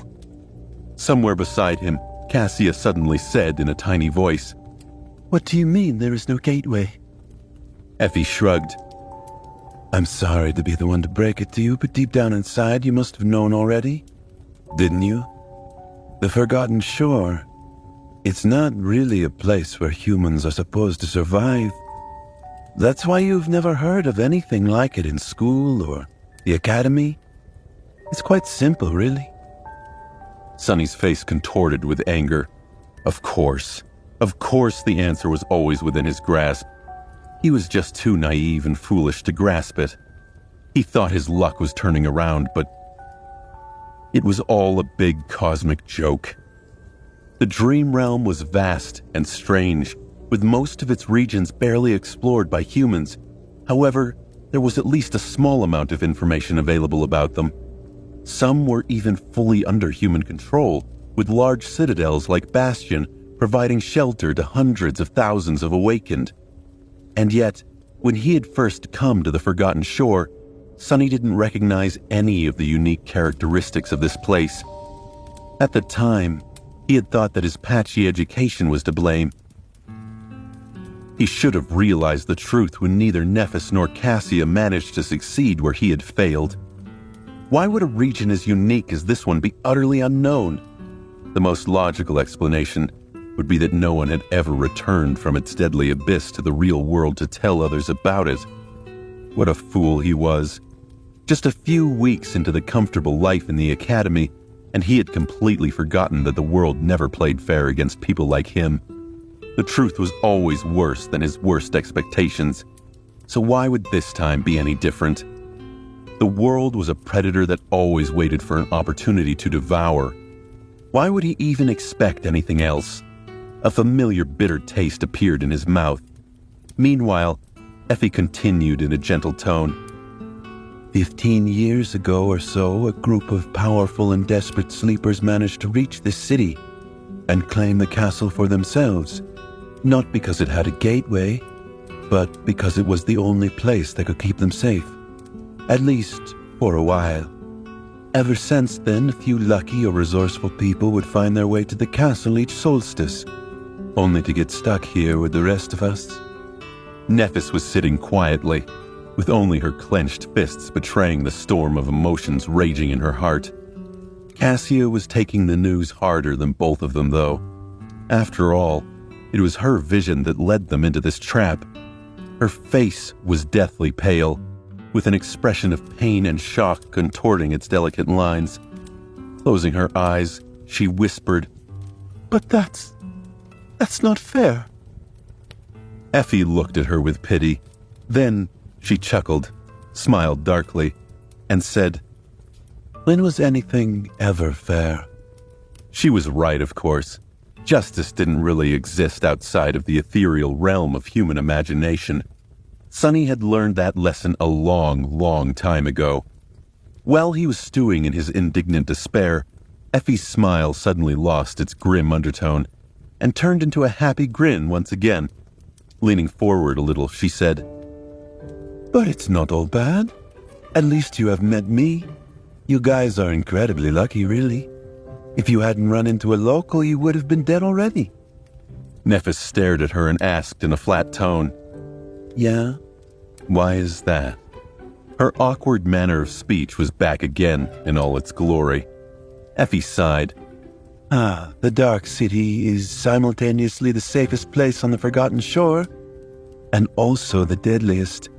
It's safe because no sea monster can cross the wall, let alone reach the castle. But at the same time, it's far more dangerous than the labyrinth, because almost every nightmare creature here is of the fallen rank. Sonny blinked, feeling a cold shiver permeate his whole body. Fallen creatures. Fallen creatures were immeasurably more powerful than awakened ones. Dormant humans like them had no business fighting against the latter, let alone the former. One awakened demon was already more than they could handle without resorting to summoning a true terror from the depths of the cursed sea. Something much more powerful than the Carapace demon would simply wipe them out of existence in a matter of seconds. Remembering countless shapes moving through the ruins, he couldn't help but tremble. Was each of those shapes a fallen creature?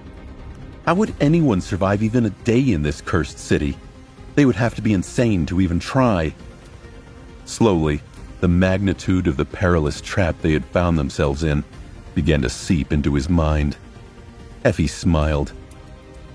But you guys managed to stumble into me before descending from the wall. Otherwise, the fallen ones would have been feasting on your souls already. Lucky. Very lucky. There are very few people in the castle who go out hunting in the ruins, let alone venture so far away from it. Meeting an experienced hunter like me was probably your only chance to avoid finding out about the true face of the Dark City. A second too late. She shook her head. That's like 1 to 1,000, 10,000, 1,000,000? At any rate, the odds were really not in your favor. Fortune is definitely in love with at least one of you guys. So, cheer up. Do you want some meat? I had a truly amazing hunt today. It was so amazing that I don't even mind sharing. Nephis didn't even look at the roasting meat, and instead leaned forward, her words filled with intensity. If there's no gateway here, then why don't you try to leave? Effie blinked a couple of times and looked at her with sincere confusion. Leave? And go where? The meat was about to become burnt, so she leaned to the fire and removed the skewers, then replaced them with a couple of new ones. Then, with a sigh, Effie turned to Changing Star and said, You've been to the labyrinth, so you know what it's like. There's nothing else but that damn coral and cursed sea for months of travel in every direction. You can't go on foot, you can't swim, you can't even fly, because there are swarms of dreadful flying abominations hiding in the clouds. But try to leave? Yeah, many have tried. They're all dead now. Actually, that's how the initial master of the castle died. Sonny gritted his teeth. So, what? You guys just hide in the castle and wait for death? The beautiful young woman laughed. Of course not, Doofus. Then she pierced him with an unexpectedly grim look in her hazel eyes and said, Most of us can't even get into the castle. The king demands his tax, you know? So we just wait for death outside. Sonny blinked. The king?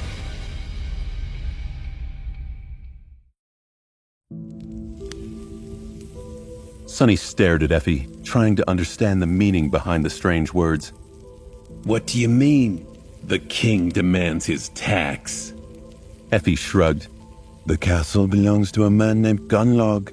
If you want to enter and live in the safety of the castle walls, protected and provided for by his hunters, you need to pay a tribute, 1 shard each week. Of course there was exploitation going on even in this pit of despair. What else did he expect? As long as there were people, someone was going to end up as prey. Sonny sensed a familiar dark feeling rising up from the depths of his soul. At some point, he had lulled it into a slumber and forgotten it. but now it finally returned to its rightful place. A corner of his mouth curled up in a sneer. What happens if you can't pay the tribute? The huntress glanced at him with confusion. What do you think? You are not allowed to step anywhere near the gates. There's a small settlement for us unfortunate wretches beneath the castle walls, where we make do with what little we have and tremble in the night, hoping that nothing comes out of the darkness to devour us. That's pretty much it. Sonny hesitated. But how are people even supposed to get soul shards in this cursed place? Effie gestured to the corpses of the monsters she had slain. By hunting. One can find awakened creatures here and there in the city. The trick is to find them and kill them without stumbling into something far more deadly. Gunlock's people form parties and go out to hunt, with experienced pathfinders leading the way. They bring back food, memories, materials, and shards. Nothing stops other people from attempting the same. She fell silent for a few moments, and then spoke in a darker tone. Of course, without good memories, vast amounts of accumulated soul essence, and intricate knowledge of the city, those people usually don't live long. Most of them either die or turn to other ways of earning shards.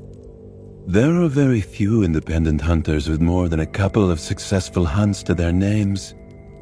Ones that are still alive, I mean.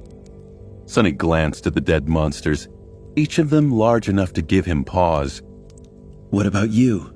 How many hunts have you survived? Effie smiled. More than a couple.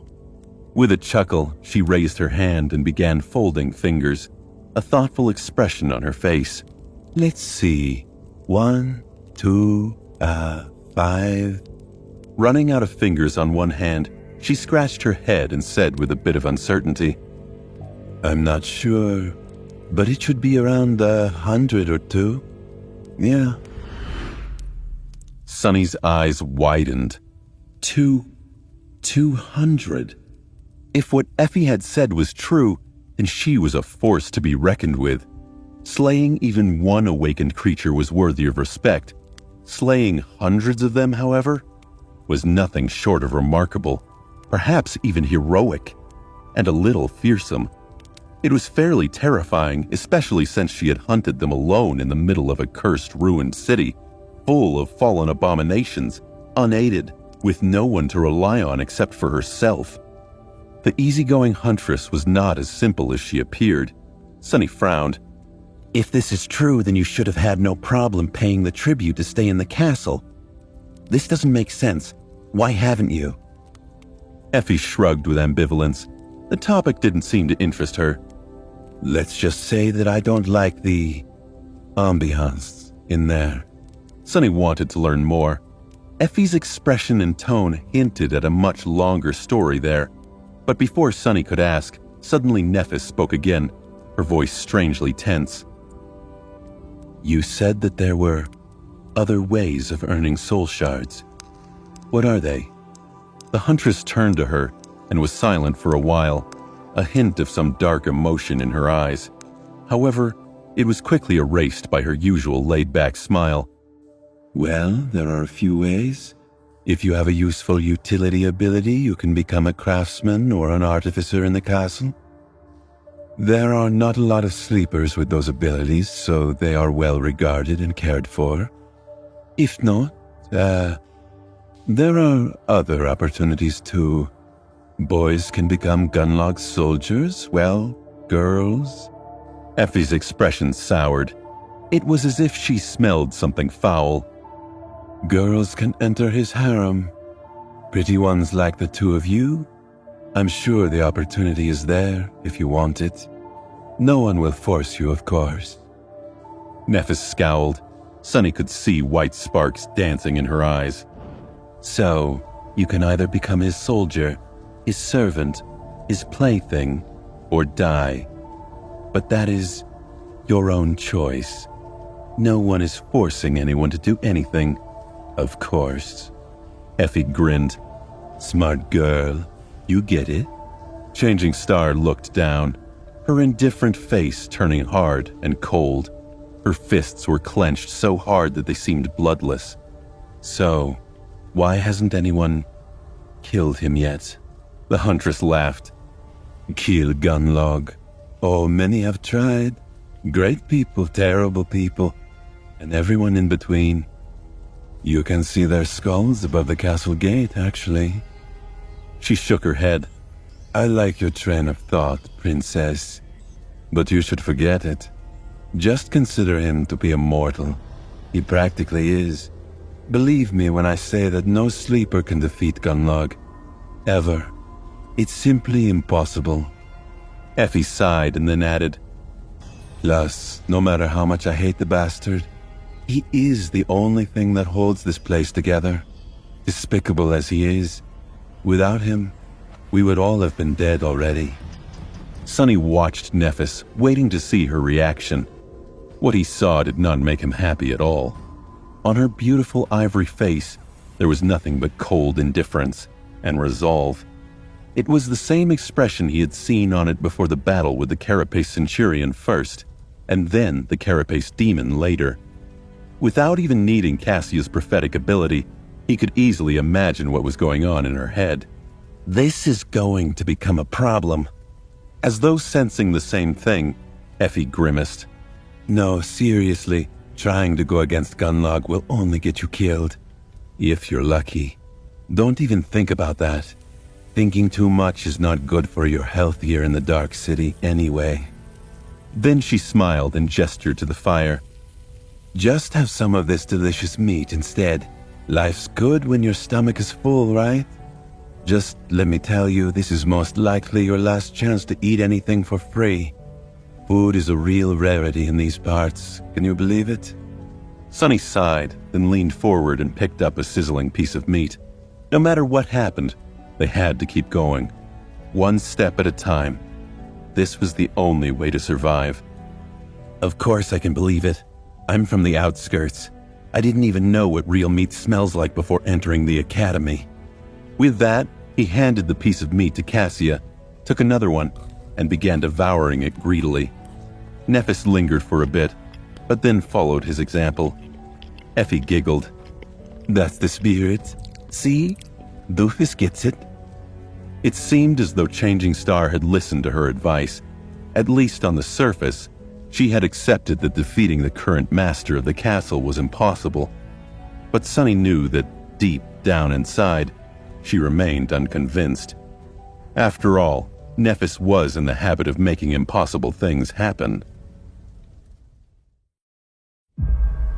After the shocking revelation about the cruel futility of their long and arduous journey to the Dark City, the desire to reach the promised castle that kept Sonny, Cassia, and Nephis going for so long had diminished significantly.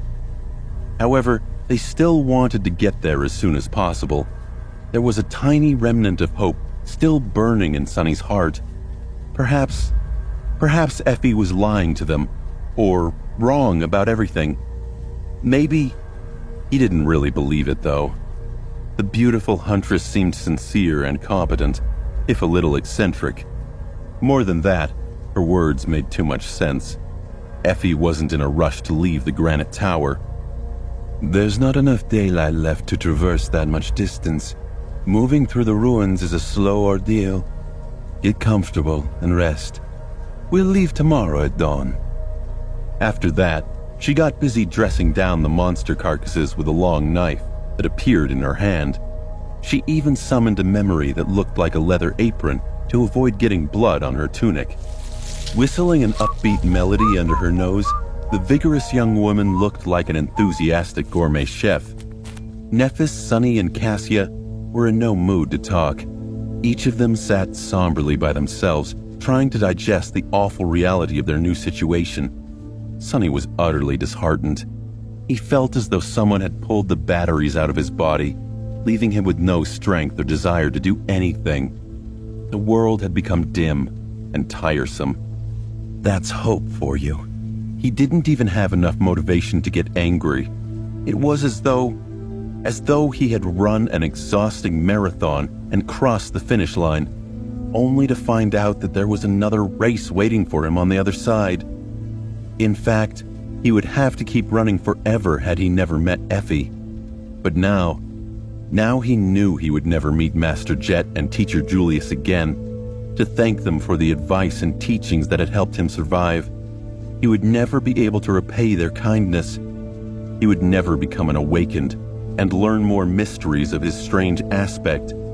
Most importantly, his dreams of becoming rich and spending the rest of his life in comfort were apparently just not meant to be.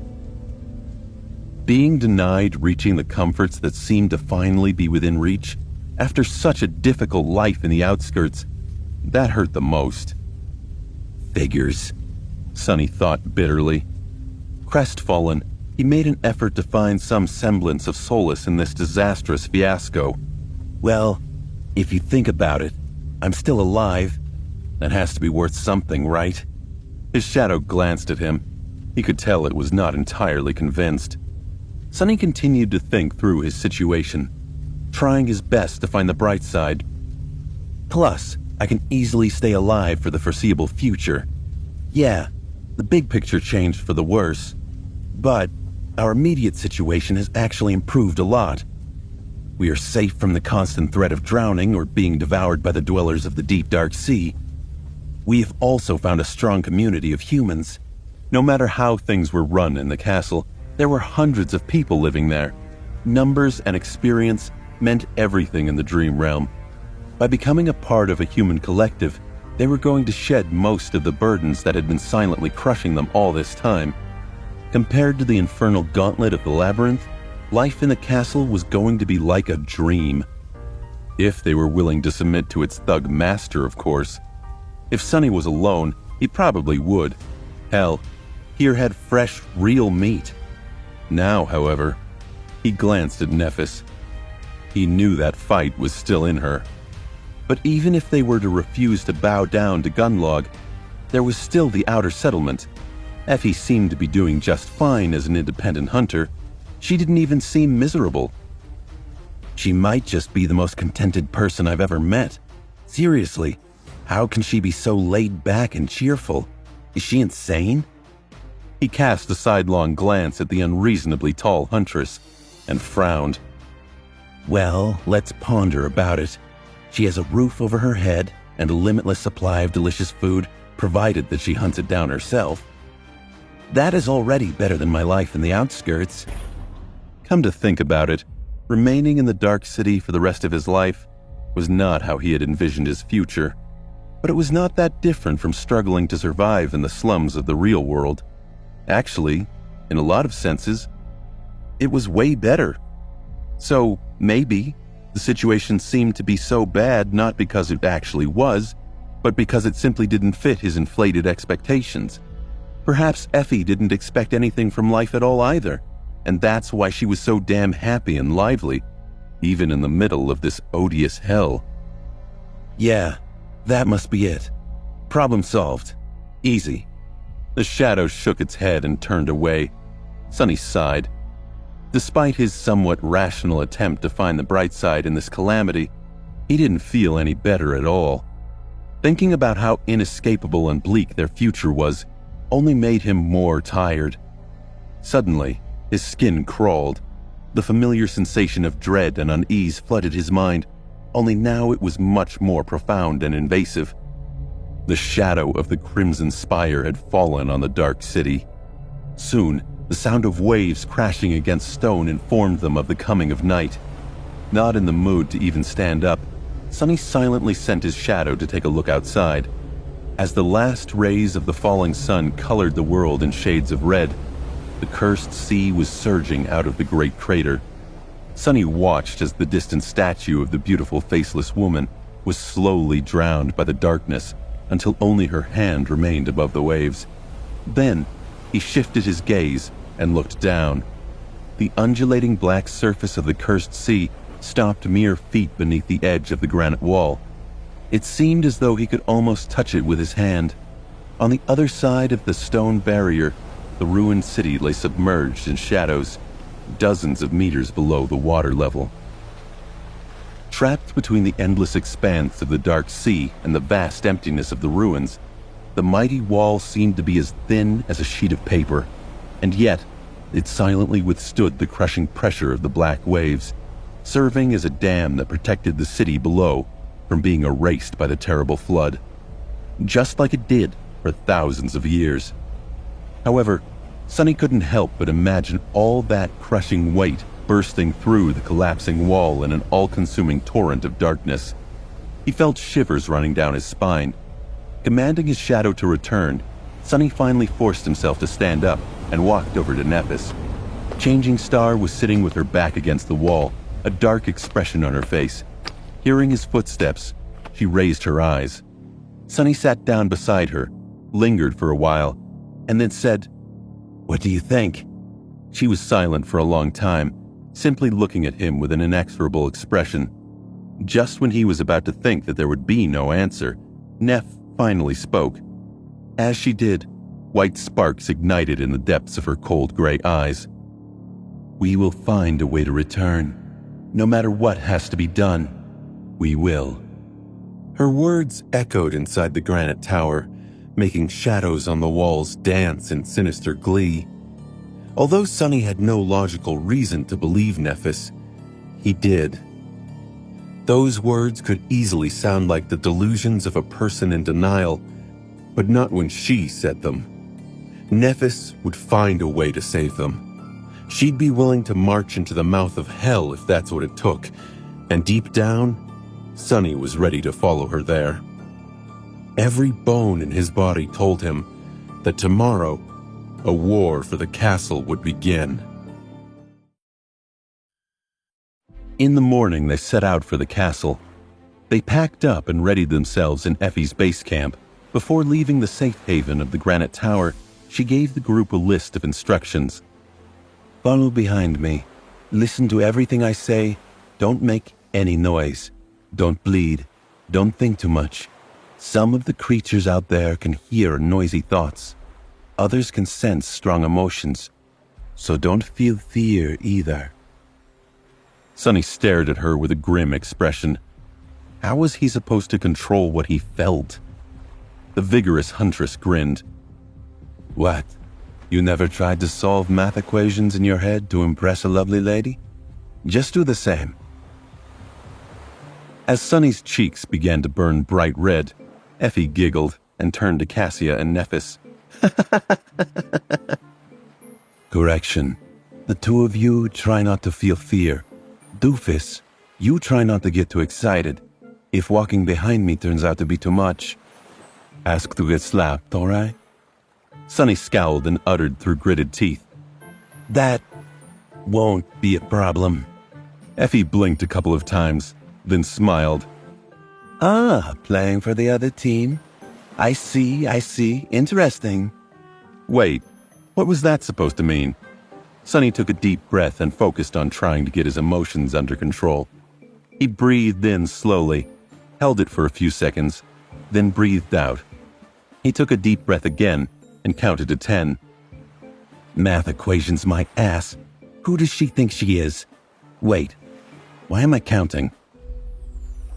Making sure that they understood her instructions, the huntress turned around. She rolled the massive slab of granite that blocked the exit from the tower to the side. Lean muscles tensed and moved under her olive skin, making for a picturesque view. Sonny stared at her back and gulped. That slab of granite had to weigh a couple of tons at least. How strong was the beautiful giantess exactly? Catching a glimpse of his stare, Effie raised an eyebrow and winked. "Like what you see?" He answered on autopilot. "Yes, wait, no, I mean, that's not why I was looking. How are you that strong?" She glanced at the granite slab, then at him. "Oh, that's my aspect ability. It's a strong, all-round physical enhancement." That was a very rare and powerful ability to have. While not as flashy as many others, it was practically the ultimate warrior ability. With not only her strength, but also her speed, agility, endurance, and resilience boosted, Effie was like one of those ancient heroes Nephis sometimes talked about, especially since that boost seemed to be so extravagant. Plus, she had most likely absorbed a very large amount of soul essence over the years of hunting monsters in the Dark City. All those shards the recalcitrant huntress refused to pay as tribute to the tyrannical lord of the castle had to go somewhere. But why would she just admit what her ability was? Sharing secrets like that was not a wise thing to do, especially not in the ruthless reality of the Forgotten Shore. Noticing his surprise, Effie grinned. What? It's not like it's a great mystery. I mean, look at me. Around here, anyone with a pair of eyes knows what my ability can do. Do you want me to tell you what my flaw is as well? There was a mischievous glint in her eyes. Yeah, right. As if anyone is insane enough to share their... It's very simple. My aspect not only enhances all my physical attributes, it also does the same with all my physical needs.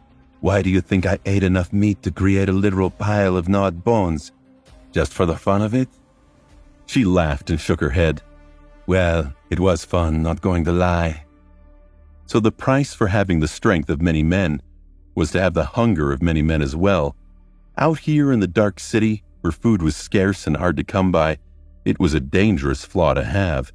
It was a curse that could force a person to hunt more, and therefore risk injury and death more than anyone else would have to. Most people would scoff at its severity, but not Sonny. He knew what hunger, real hunger, felt like. What it could do to a person. That must be the reason why Effie was out here in the first place. Perhaps she'd become a huntress not because she wanted to, but because she simply didn't have a choice. How else could she easily get so much food? What other physical needs do people have? Sonny thought, a little confused. Air, then water, and food. Then, oh. Hey, I said not to get excited. Sonny flinched and looked up at Effie, who was staring at him and cackling. Embarrassed, he gritted his teeth in anger. His cheeks were burning again. Don't flatter yourself, Beanpole. However, when he noticed that Nephis and Cassia were observing them with amusement clearly written on their faces, his anger somewhat subsided. Belatedly, Sonny realized that perhaps the experienced huntress had been joking around with him not just out of pure mischief. Perhaps she was trying to lighten the mood to get them into the right mental state, thus making traversing the cursed city less perilous. Effie grinned. What? No answer? Sonny glared at her and said, Don't distract me. Then he forcefully changed the flow of his thoughts and reluctantly added, I'm solving equations. A few minutes later, they left the granite tower and stepped onto the streets of the Dark City. Effie had summoned the helmet of her archaic armor before venturing forth. It was of the Corinthian design, with a tall crest of blue horsehair and narrow visor that left only her eyes and lips exposed. On her back, there was a leather bag containing the meat, bones, and hides of the monsters she had slain during the hunt. Sonny knew for a fact that this bag was much larger on the inside than it seemed from the outside. Otherwise, in order to accommodate all of Effie's trophies, it would have had to be comically big. However, it definitely still weighed way too much for an ordinary person to carry. Including the armor, the long knife, and the black leather apron, it was the fourth memory he had seen the huntress summon. He wondered how many more she had in her arsenal. He had yet to see what weapons Effie used. They stepped through the stone passageway, the light at the end of the hall growing bright as they approached. Sonny had avoided the daylight for so long. His eyes blinked, adjusting to the sunlight. The dust floating through the shafts of sunlight, piercing the stone tower, gave the world an ethereal glow. They reached the end of the stone passageway. In the ghostly light of early dawn, they entered the cursed ruins. The mournful ruins of the once great city sprawled around them like a desolate stone maze, with gray skies above and nothing but dead silence surrounding the cohort of 4 tense sleepers. It seemed as though they were walking through a vast cyclopean graveyard. Sonny had to constantly remind himself that countless horrors were hiding in the ominous shadows of the Dark City. One wrong turn could land them in dire peril. In this ancient ruin, They had no choice but to entrust their lives to the hands of their guide. Luckily, the guide in question was not a morose dead poet, but a tall, extremely attractive young woman clad in ostentatious archaic armor. In their current circumstances, Sonny much preferred the company of a warrior to that of a useless scribbler. Circumstances had nothing to do with it. He was having trouble imagining any situation where a writer would be helpful to have around. Well, it would be useful to the academy if they ever made it out of here. That would be one more body to have to protect. Unless the writer was also a skilled fighter. Teacher Julius would have thought having a scribe as part of the group would be worth it, especially if he knew where in the dream realm Sonny had landed. Sonny felt a tug of pain in his chest.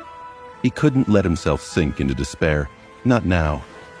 Sonny frowned and reminded himself to keep his emotions in check. In a sense, this harsh necessity was a blessing. The perilous reality of the ruined city prevented them from concentrating on the bitter despair that had taken a stranglehold on their hearts after the grim revelation of the previous day. They just had to put one foot in front of the other and not think too much about anything. One step at a time, that was how he was going to survive. With a heavy sigh, Sonny glanced around and continued walking. Just like Effie had said, traversing the ruins turned out to be a slow ordeal. The huntress led them through the complex maze of wide and narrow streets, following a strange, convoluted path that only she knew. Often, they would have to stop and hide, waiting for some unseen danger to pass. Sometimes, they walked under the empty sky. Sometimes, they dove into the weathered buildings and spent some time crawling through the piles of rubble inside. Other times, Effie was able to lead them straight through half-collapsed houses to emerge into secluded alleyways on the other side. Once or twice, they had even climbed to the rooftops and proceeded forward by walking on precariously rickety tiles or bare support beams, jumping across vast chasms and balancing on half-rotten planks of wood that had been placed there by someone to bridge especially wide gaps.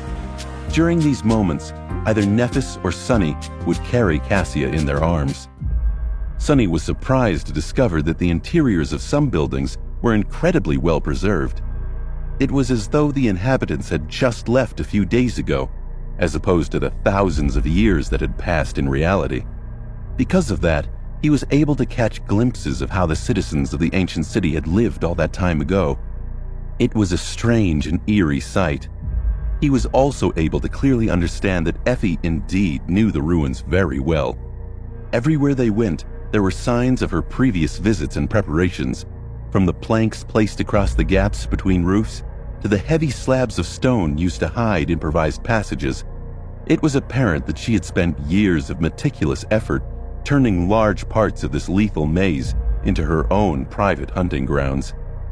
He had gained a new respect for the seemingly carefree young woman. She almost made traveling through the cursed ruins look safe and easy. However, he knew that this couldn't be further from the truth. He suspected that death was constantly breathing down their necks, only barely held at bay by Effie's knowledge and timely judgment. Several freshly eviscerated carcasses that they had stumbled upon served as a clear sign that the Dark City was teeming with harrowing life. Even terrifying nightmare creatures were not safe here. More than once, they heard the distant sounds of claws scraping against stone, sensed the ground trembling under heavy footsteps, or noticed swift shadows falling through the clouds. In these moments, Effie would change their course on the fly or find a perfectly concealed hiding spot without fail. Meeting her had indeed been a rare stroke of luck. But with each hour that passed, Sonny grew increasingly somber. No matter what kind of future awaited them in this cursed place, he had no doubt that they would have to hunt for food as well. That meant that he was going to have to learn all the same things that Effie had learned, and maybe even more. The task seemed incredibly daunting. He wasn't even sure that he would be able to accomplish it, or manage to keep up. At least he wasn't going to do it by himself. There was Changing Star to partner with, and Cassia. Their presence calmed him down. Living in this terrible hell alone, he didn't even want to think about it. Such a wretched existence would surely kill him. and if not, at least drive him insane. At that point, he wouldn't wish to be alive anyway. Who would want to endure that kind of misery? Why think about something that is never going to happen? Glancing at Nephis and Cassia, Sonny hid a smile and hurried to catch up to Effie. Come to think about it, he had it way better than the recalcitrant huntress. There were reliable allies with whom he had forged bonds of trust and companionship at his side. The three of them made each other stronger. More than that, his own aspect was able to provide him with similar comprehensive physical enhancement ability, albeit a lesser version of it. It was much more versatile, though, allowing him to transfer the enhancement effect onto memories and inanimate objects, not to mention his invaluable ability to move and scout around without being seen. Sonny would offer the services of his shadow to Effie, but he wasn't sure about how safe that would be. If there were creatures in these ruins capable of sensing thoughts and emotions, what were the chances that some of them would be able to sense the gaze of the shadow as well? He would have to learn more and experiment before allowing it to wander around on its own. These thoughts had cheered him up a little. Soon, as the sun began to fall toward the horizon, they had finally reached the base of the hill on which the magnificent castle stood. Sonny looked up, sensing his heart beating wildly. A heavy and anxious feeling took hold of his mind. Depending on what happened next, their fates were going to change forever, either for the better or for the worse. In the center of the cursed city, a tall hill towered above the ruins. At its base, an arch made of pristine white marble stood amidst the devastation. It was unscathed and spotless, as though protected from the entropic touch of the all-consuming darkness by some sublime force. Beyond the arch, a wide road paved with white stones scaled the hill. Sonny looked up as they passed beneath the arch, trying to imagine crowds of festively dressed people doing the same in the distant past. It was hard and a little heartbreaking, thinking about how the ancient city must have looked before it was overrun by nightmare creatures. Not turning her head, Effie spoke in a wistful tone. There are areas in the ruins that many nightmare creatures tend to avoid for some reason. The castle is one of these places.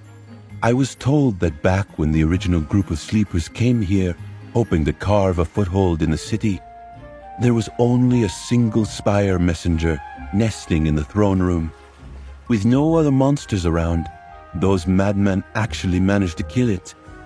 Nephis shot her a questioning look. Spire messenger? The huntress chuckled. Big ugly bastards with black feathers and pale bodies. You must have seen them hunting in the labyrinth. They come from the spire. Changing Star hesitated. What is their rank and class? Effie shivered a little. Fallen beasts. That's why I said that those guys were a little mad. But they were a powerful bunch. She grew silent and then added in a quiet voice, It must have taken a lot to kill them in the end. Brought into a solemn mood by that last statement, they continued forward in silence. The stone road coiled around the hill, slowly climbing its sheer slopes. Here and there, it was broken by long stretches of stairs and formidable but strangely graceful fortifications. No one was standing guard, though. The whole road was empty. Sonny gestured to one of the stone barricades. Why are there no watchmen? Effie shrugged. Gunlock barely has enough people to man the castle walls. They will notice anything that approaches the hill, though. The whole city is in clear view from up there. And there are different protective measures put in place. They have already spotted us. Sonny shifted his body a little, not enjoying the feeling of being watched by some unforeseen, potentially dangerous strangers.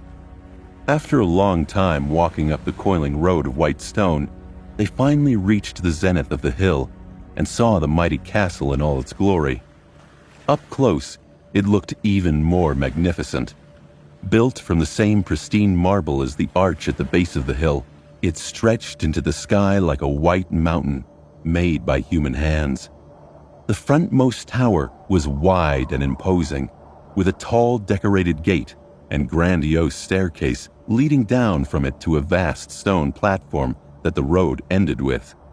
On both sides of the frontmost tower, brought slightly forth, two others stood as bastions, connected to it with arched aerial bridges.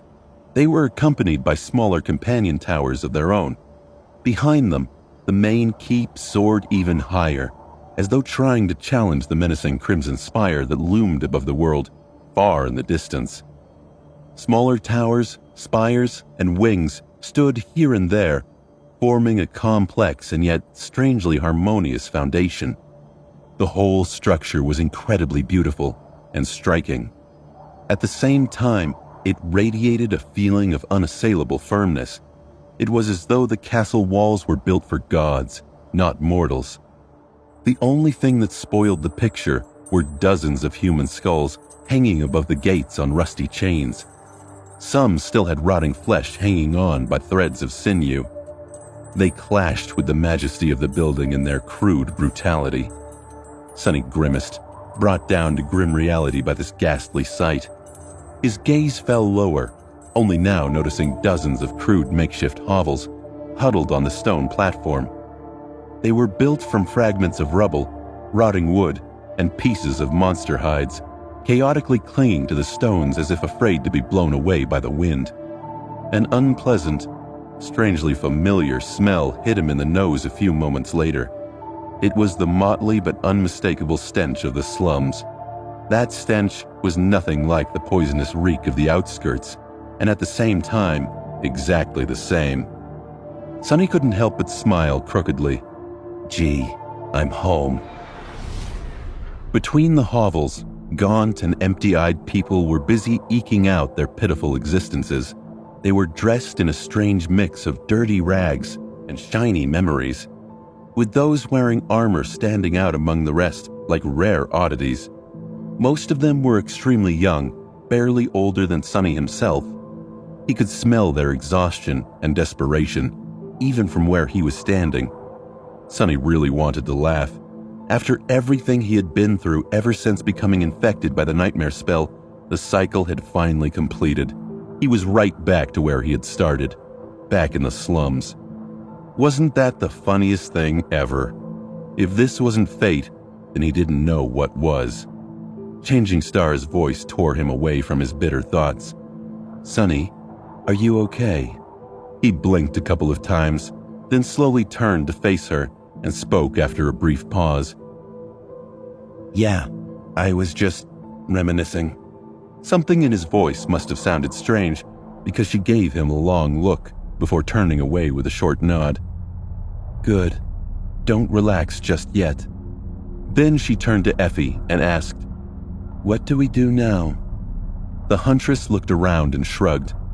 It's going to get dark soon, so I would advise you to find a shelter before that. Look around for an empty hut. With how many people die each season, there's always plenty of those. Otherwise, the two of you can pay the tribute and go into the castle, but the third one will have to stay. Changing Star lingered, then asked, What about you? Effie grinned. What about me? That luxury one-bedroom cottage over there is mine. Mind you, it was built from the best kind of crap you can find here, although it's still crap. Anyway, I am going home, preparing myself a hearty supper, and then going to sleep. I'm dead tired from these last couple days. Sorry, I don't host guests. Nephis stared at her, obviously wanting to say more, but then simply nodded.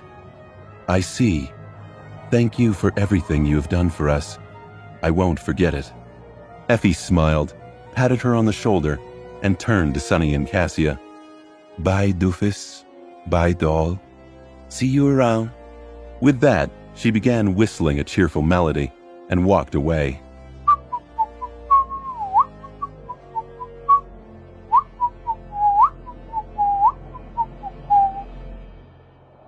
Cassia, Sonny, and Nephis were suddenly left alone, lost and unsure about what to do. The inhabitants of the outer settlement didn't pay them a lot of attention, only occasionally throwing an indifferent glance at the three young strangers. Only Cassia's beauty attracted a couple of intense, darkly fascinated gazes. After a minute or so passed in disoriented silence, Changing Star hesitantly took out the 2 soul shards that they had collected from the remains of the rolling stone and looked at the glimmering crystals laying in her hand. They had to make a decision, and they had to make it fast. 2 of them would get all of the warmth, protection, and safety of the castle. 1 of them would be trapped in this haunted place. The unspoken question was, who was out of luck? Nephis held the shimmering crystals, looking at Sunny and Cassia with a heavy expression. Sunny was also staring at the shards, his head full of dark thoughts. The remnants of shattered souls glowed softly in the dim twilight of dusk. Around them, the inhabitants of the outer settlement were hurrying to get inside their pitiful hovels before the coming of night. The sun was already hidden behind the cyclopean silhouette of the crimson spire, drowning the world in its eerie shadow. The air was full of fear and worry. He grimaced. What are you thinking about? Changing Star sighed and looked up. Her ivory face was harsh and thoughtful. She remained silent for a while, and then said in her usual calm tone, We need to split up. Sunny couldn't help but laugh. You do know what usually happens when people split up in these kinds of situations, right? She stared at him with no humor in her cold gray eyes. This is not a horror movie, Sunny. We have the means to provide 2 of us with food and shelter for a week. There's no reason to pass on this opportunity. Cassia turned to her, a confused expression on her face. But what about the 3rd? An uncomfortable silence hung between them, broken only by the whistling wind. Sunny looked at the blind girl, then at Nephis, and finally glanced at himself. Which one of them was going to remain hungry in the bitter cold, while the other 2 would be eating their fill in the comfortable safety of the castle? He thought he had an inkling. He was going to pull the short straw yet again. He just knew it. He sighed to himself. What else did I expect? It was less than 10 minutes since they reached the human civilization. Well, whatever passed for one in this loathsome purgatory. And the tentative connection that had been established between them in the crucible of the labyrinth was already coming apart at the seams. Just as he had expected, the nature of their relationship was going to change now that they weren't essentially the last 3 people in the whole wide world, with no one else to rely on but each other. Was it strong enough to endure without that desperate need? He wasn't sure. Throughout his whole life, Sunny had never managed to last long in any group. He'd somehow been foolish enough to convince himself that this time, things might be different. Just as his insecurity threatened to break out of control, Nephis sighed and handed him the soul shards. Here, take Cassia inside. He stared at her hand, then looked up sharply. A strange storm of emotions erupted in his heart. There was surprise, joy, concern, but at the same time, irrationally, a dark sense of shame and resentment.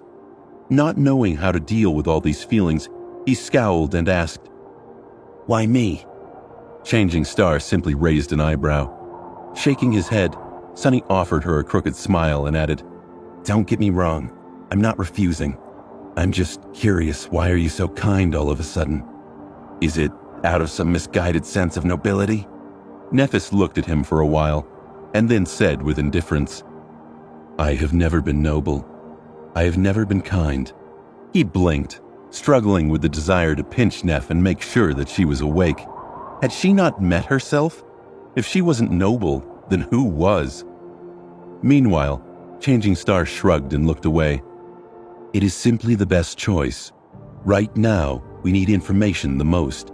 With the help of your shadow, you will be able to learn much more about what is going on in the castle than I ever would.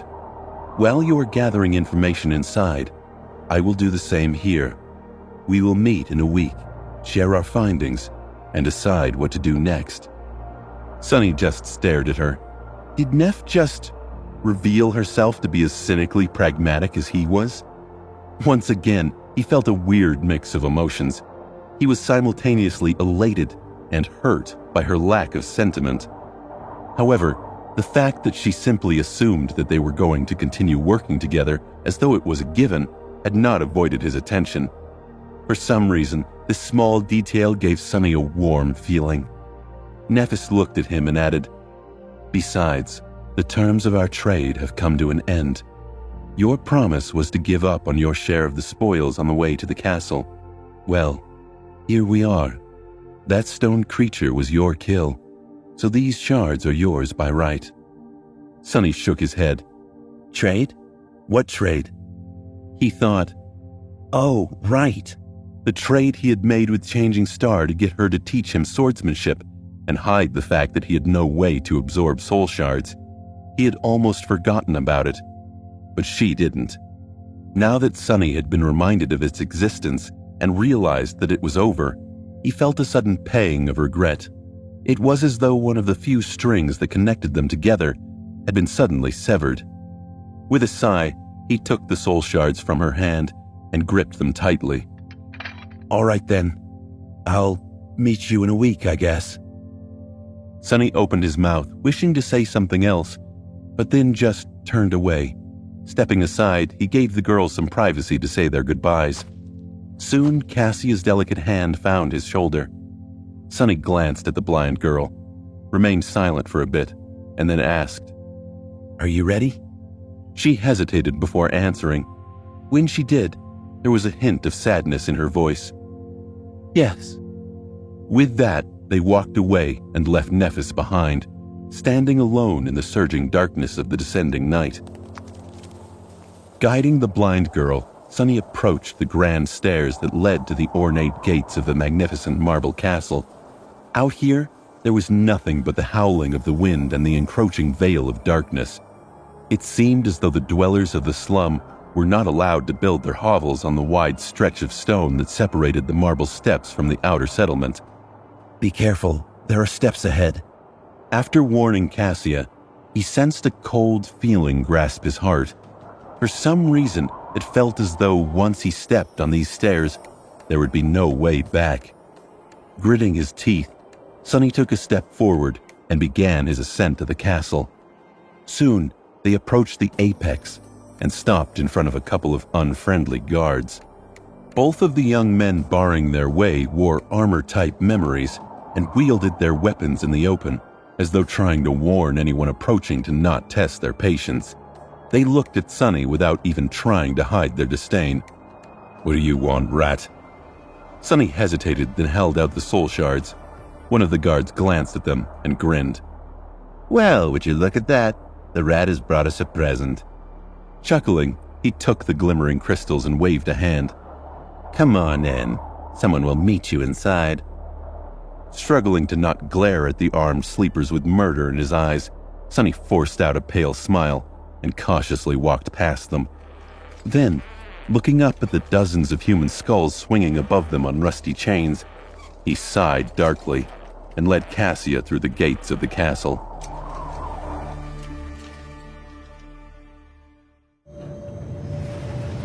As they passed through the ornate gates, a large hall opened up before them.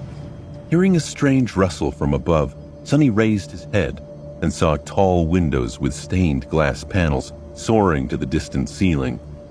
During the day, the hall must have been filled with cascading rays of beautiful light. Currently, though, several young women were nimbly moving from one window to another, draping them with thick sheets of crude fabric.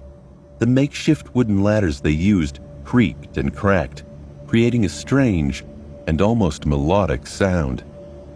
It seemed as though the sheets of fabric were being fastened in a way that prevented even the smallest glint of light from escaping the castle during the night. Sonny suspected that every window in the marble fortress was currently being covered in the same way. Just as this thought appeared in his mind, a loud noise thundered behind their backs. Turning around, he saw the ornate gates closing. The two guards who had met them outside were already sliding a heavy iron bolt into the sockets, their faces red from strain. The massive bar must have weighed more than the two of them combined. The castle was now sealed from the outside world, ready to face the onslaught of cursed darkness. Suddenly, Sonny felt his skin start to crawl. He felt agitated and jumpy, like an animal caught in a cage. Trying to calm himself down, he looked around and noticed an opulent wooden desk that looked completely out of place in the grand hall. It must have been dragged here from some other part of the marble citadel. Behind the desk, a gaunt young man with nervous eyes was writing something down on a piece of parchment. The whole thing looked strangely similar to a reception desk in a luxurious hotel, or rather to what Sonny imagined such a thing would look like. He had never actually been to a hotel. Hesitating for a few moments, he walked over to the desk and addressed the young man. Hey, we've been told that someone will meet us inside. The castle receptionist flinched and looked up from his paper, a fearful expression appearing on his face. When he realized who was speaking to him, though, the fear disappeared, replaced by a tentative smile. The young man had a thin face and a pale, unhealthy complexion. He looked hungry and weak, much more like those poor souls in the outer settlement than someone who lived in the castle. His clothes, however, were clean and tidy, without any signs of wear and tear like that of the people outside. Guests. Sorry, you gave me a fright there. Welcome to the Bright Castle. Whoa, you were just in time. A couple of minutes later and the gates would have been locked for the night. Saying that, he threw a tense glance at the two guards and then quickly looked away. Anyway, my name is Harper. I'm responsible for guest accommodations today. Let's get you... Oh, I don't seem to recognize you guys. You must be new. Is this your first time paying the tribute? Sonny stared at him for a couple of seconds, feeling Cassia squeeze his shoulder a little tighter, then said, Yes. Harper smiled. Congratulations. You might not even suspect it, but I was once in your shoes myself. In fact, it was just a few months ago. But ever since Lord Gunlog graced me with his kindness, I've been living in the safety of the castle. You'll love it here too, I'm sure. Sonny bit his lip. Right, he thought. Sonny didn't know if the young man was sincere in his gratitude to the local tyrant, or was simply saying these things for the guards to hear. Honestly, he didn't care. And at this point, it didn't matter either way, at least not yet. Sonny looked Harper up and down. Maybe he could be an ally, but it was far too early to tell. What piqued his interest, though, was that Harper did not seem as surprised by the timing of their arrival into the Dark City as Effie had been. But then he realized that people living in the castle might not have known who came to the outer settlement and when. They would probably assume that he and Cassia had entered the Dream Realm close to the ruins and then spent the last 2 months scrounging for soul shards to pay their way into the castle. This was a good detail to know, since Sonny didn't want to announce the true extent of their competence just yet. Whatever backstory he and Cassia could slip into by assumptions, the better. He could make it work, so long as they didn't ask too many questions. Luckily, Harper didn't strike Sonny as the type to pry. Judging by how impressed Effie was by the fact that they had managed to carve their way through the labyrinth, that would attract a lot of unnecessary attention. He smiled with the corner of his mouth. So, what do we do now? Harper picked up his quill and opened a large ledger. That's very simple, really. I'll just need your names to mark when the two of you paid the tribute, and that's pretty much it. We have a lot of spare rooms here, especially in the Tower of Dusk. It is very quiet, so how about I settle you there? There was a nervous glint in his eyes. Sonny considered where that tower would be situated. Tower of Dusk. Probably means that it's in the western part of the castle, facing the Crimson Spire. No wonder people don't want to live there. But to Sonny, fewer people meant less danger. He gave the gaunt young man a nod. Sure, no problem. Harper smiled. Great, that's great. So your names? Sonny interrupted him, trying to avoid dangerous questions. I'm Sunless, and this is Cassia. Cutting him off before he could finish his question seemed to work. It wasn't an automatic fix for handling his flaw, but Sonny would take it. Another tool in his arsenal for protecting his true name. The young man wrote their names down and marked the date of their arrival. Sonny stared at his neat handwriting, his eyes locked on the short strings of numbers. So, it had actually been exactly 77 days since the night they had arrived on the Forgotten Shore. The three of them had scrupulously kept track of time for a while, but after their harrowing experience with the Soul Devourer, Sonny had lost the grasp on the actual count. Out there in the real world, the spring was already starting. A whole season had passed. It felt like a lifetime. Not paying any attention to the storm raging inside Sonny's heart, Harper closed the ledger and offered them a polite smile. "All done. Now, leave your worries behind and follow me. Between these walls, you are completely safe. Nothing is going to hurt you." His tone was jovial, but Sonny didn't miss the quick glance Harper threw at the menacing guard standing silently by the sealed gate. His tone was jovial, but Sonny didn't miss the quick glance Harper threw at the menacing guard standing silently by the sealed gate. Sonny didn't doubt Harper's assertion that nothing outside could get to them, but his gut told him that the people living in these walls may be more dangerous than any nightmare creature. He followed Harper deeper into the castle, praying he wasn't walking right into a trap of his own making. Harper led them through the castle, explaining small details about the rules and customs that one had to follow once inside. He was a talkative and friendly guy. Sonny listened to Harper ramble on, but managed to quickly get the gist of what life in the castle was like, or at least how they liked to present it to the public. The house rules were fairly simple. They were free to do whatever they wanted, unless it broke the basic rules of cohabitation, with a few small caveats. There were areas in the Marble Fortress open to everyone, and areas that only members of Gunlog's host could enter. Those were marked by the symbol of a serpent, coiled around a tall tower. As they walked, Sonny noticed several crude tapestries with that symbol woven on them. The cloth of the tapestries was black, with a stylized white tower and golden serpent embroidered in the center. He guessed that this represented the Dark City, the Bright Castle, and its lord, respectively. Apart from that, there wasn't much to know except for when and where to find food, water, and other necessities. The last thing Harper said was about how they should behave around other inhabitants of the fortress. "People here are very nice, but you still must remember to have manners, especially when you are interacting with the guards and the hunters. These guys protect us and risk their lives to provide for us, so they deserve our respect. If one of them, if there's a misunderstanding, be mindful of their burdens. Yes?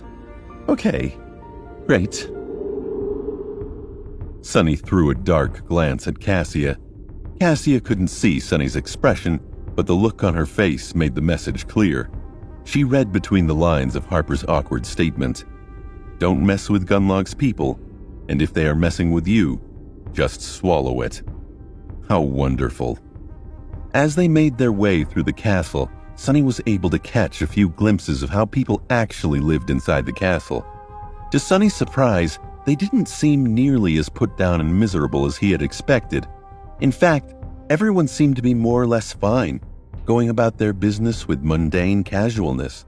No one was aggressively happy or sobbing with fear. Of course, there were signs of worry, stress, and pressure on their faces, but the same could be said about people in the real world. All in all, the inhabitants of the castle looked surprisingly ordinary. I guess humans can adapt to anything. And as Changing Star had taught him, adaptability was their greatest strength.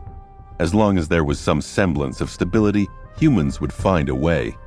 And it seemed as though the tyrannical master of the ancient fortress, hateful as he was providing the sleepers trapped on the Forgotten Shore with that stability, for a price. Effie's words about how the bastard was the only thing holding this place together echoed in Sonny's mind. Perhaps he's a necessary evil. Finally, they reached the westernmost tower of the castle. Indeed, it was mostly empty and quiet.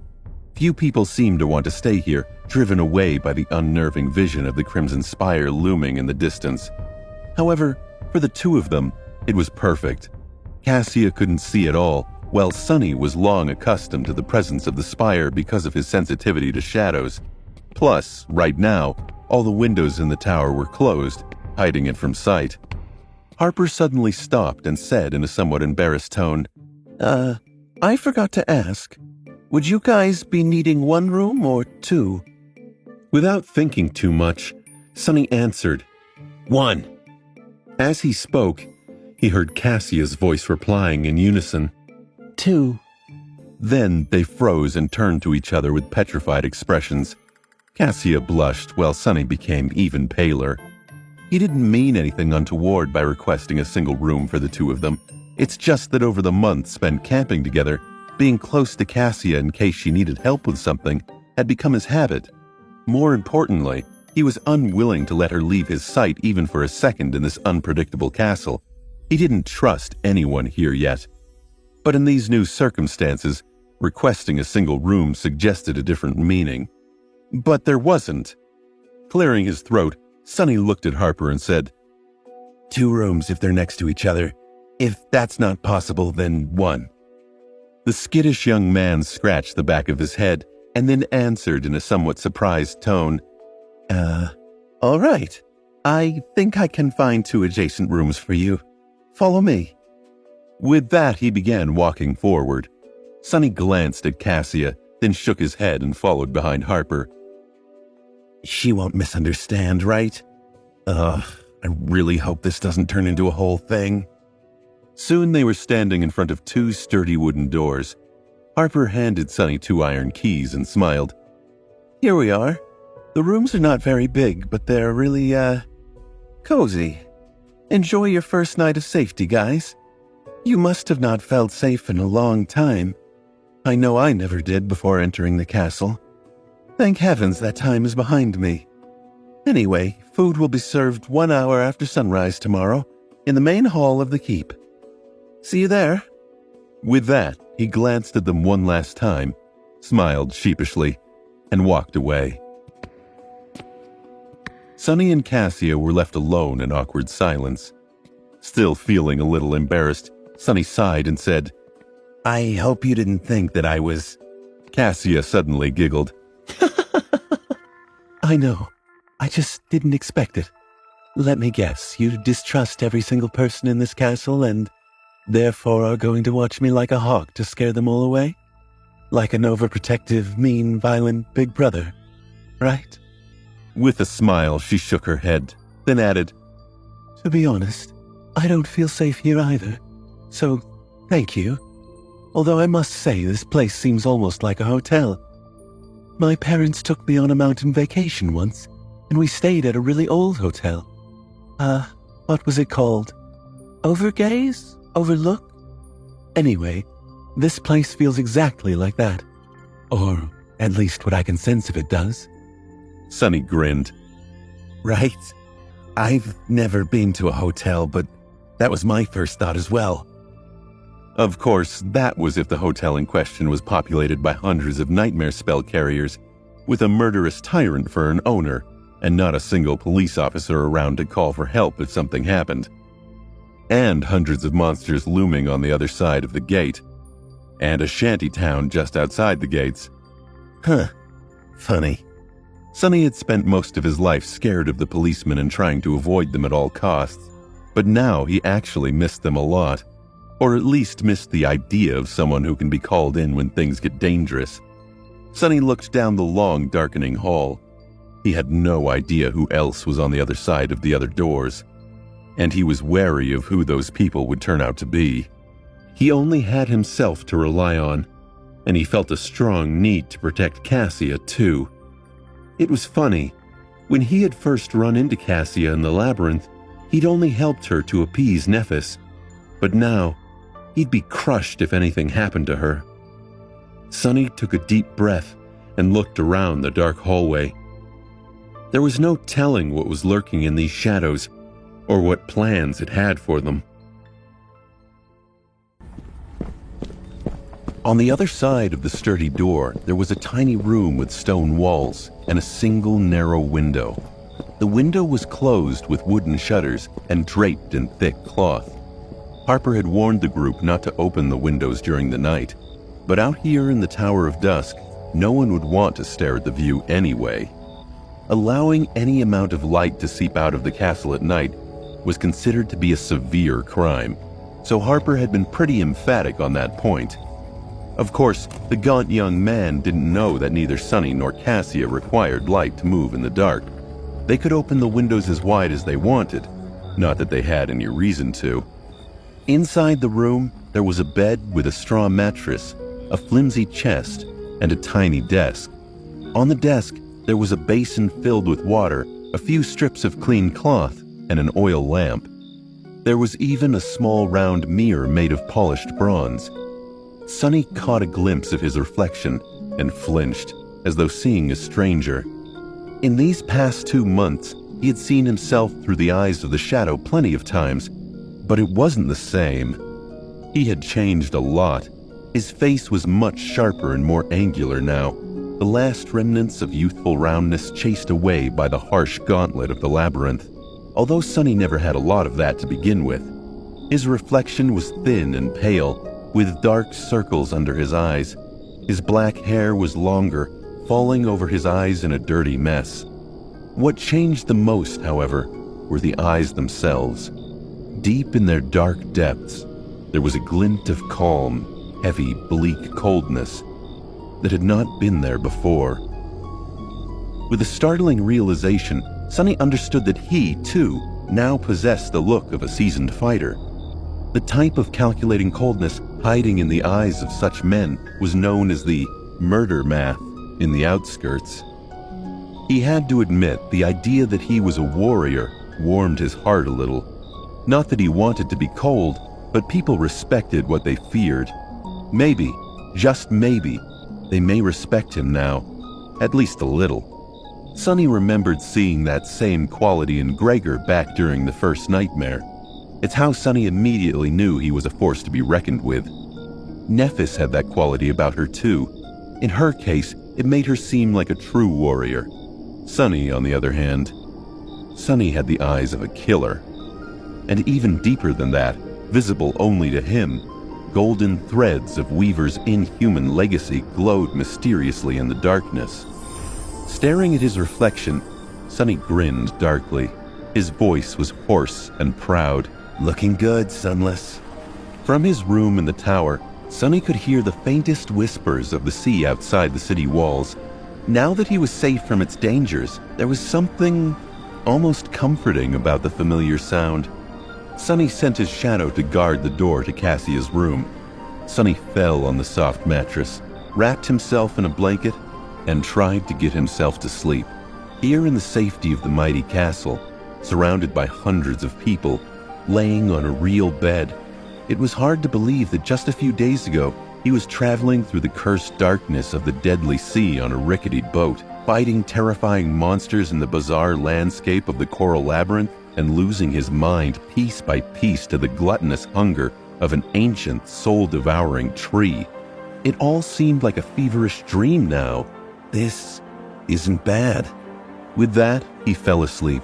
In the morning, feeling washed and refreshed, Sonny waited for Cassia in the hallway. Even the puppeteer's shroud, which finally got a chance to return to the Soul Sea for a decently long period of time and restore itself, looked clean and tidy once again. That poor armor had gone through enough abuse to kill a dozen sleepers, yet it still held fast, saving his life on numerous occasions. Sonny was reminded of how lucky he had been to receive it. The blind girl did not make him wait for long. Soon, she came out of her room practically glowing with happiness and freshness. It seemed as though Cassia had done the same things as Sonny. After months spent crawling through blood and dirt in the wilderness, they finally looked and felt like humans again. She smiled widely at him. "Good morning." Sonny blinked. He had almost forgotten how stunning Cassia was, with her delicate features, bright blue eyes, and pale blonde hair. She looked like a beautiful porcelain doll. The blind girl had dismissed the enchanted cloak, leaving her dressed only in a light tunic with leather sandals on her feet. She was nothing short of breathtaking. He closed his eyes and thought, "This smells like trouble." Sonny made himself stop staring at his friend and flashed her a smile. "Good morning, Cassia." She turned her head to him and wrinkled her nose. Sonny frowned. What? The blind girl knitted her brow. "I don't know. You smell different." He stared at her for a few moments and then laughed. "If this is your way of saying that I used to reek, then thank you, I guess?" Giggling, Cassia came closer to put her hand on his shoulder. "That's not what I meant. Anyway, let's go eat." The two of them were in an almost irrationally good mood. But then again, this was the first time they'd been in anything close to civilization in months. Sonny guided Cassia to the main keep of the castle, following the route that Harper had explained to them the previous evening. On the way, he was careful to avoid any doors and corridors marked with the symbol of the golden serpent coiled around a white tower. His shadow was going to take a look at the forbidden areas of the fortress later, most likely. But for now, they had to keep a low profile and avoid trouble. Finding the keep was not hard, as many other sleepers were going there to partake in the breakfast too. Meals were served twice a day in the castle, once in the morning and once right before sunset. If you missed one and had no other way to procure food, you would have to remain hungry for the rest of the day. Sonny observed the sleepers with curiosity, sometimes describing them to Cassia in a low voice. The inhabitants of the castle were very different from the desperate dwellers of the outer settlement. They generally seemed healthy or at least well-fed. Many of the sleepers were equipped with armor-type memories, although many still wore clothes made of mundane fabrics. Almost all of them were young and beautiful, with only a couple of the people he had seen looking like they were past their early 20s. Despite that, few could compare to Cassia in terms of looks. Finally, they entered the main hall of the keep, where long wooden tables were placed to accommodate the morning crowd of hungry sleepers. Suddenly, hundreds of eyes turned to stare at Cassia and Sonny. Feeling cold shivers running down his spine, he gulped. Why were they staring? What did they all want from him?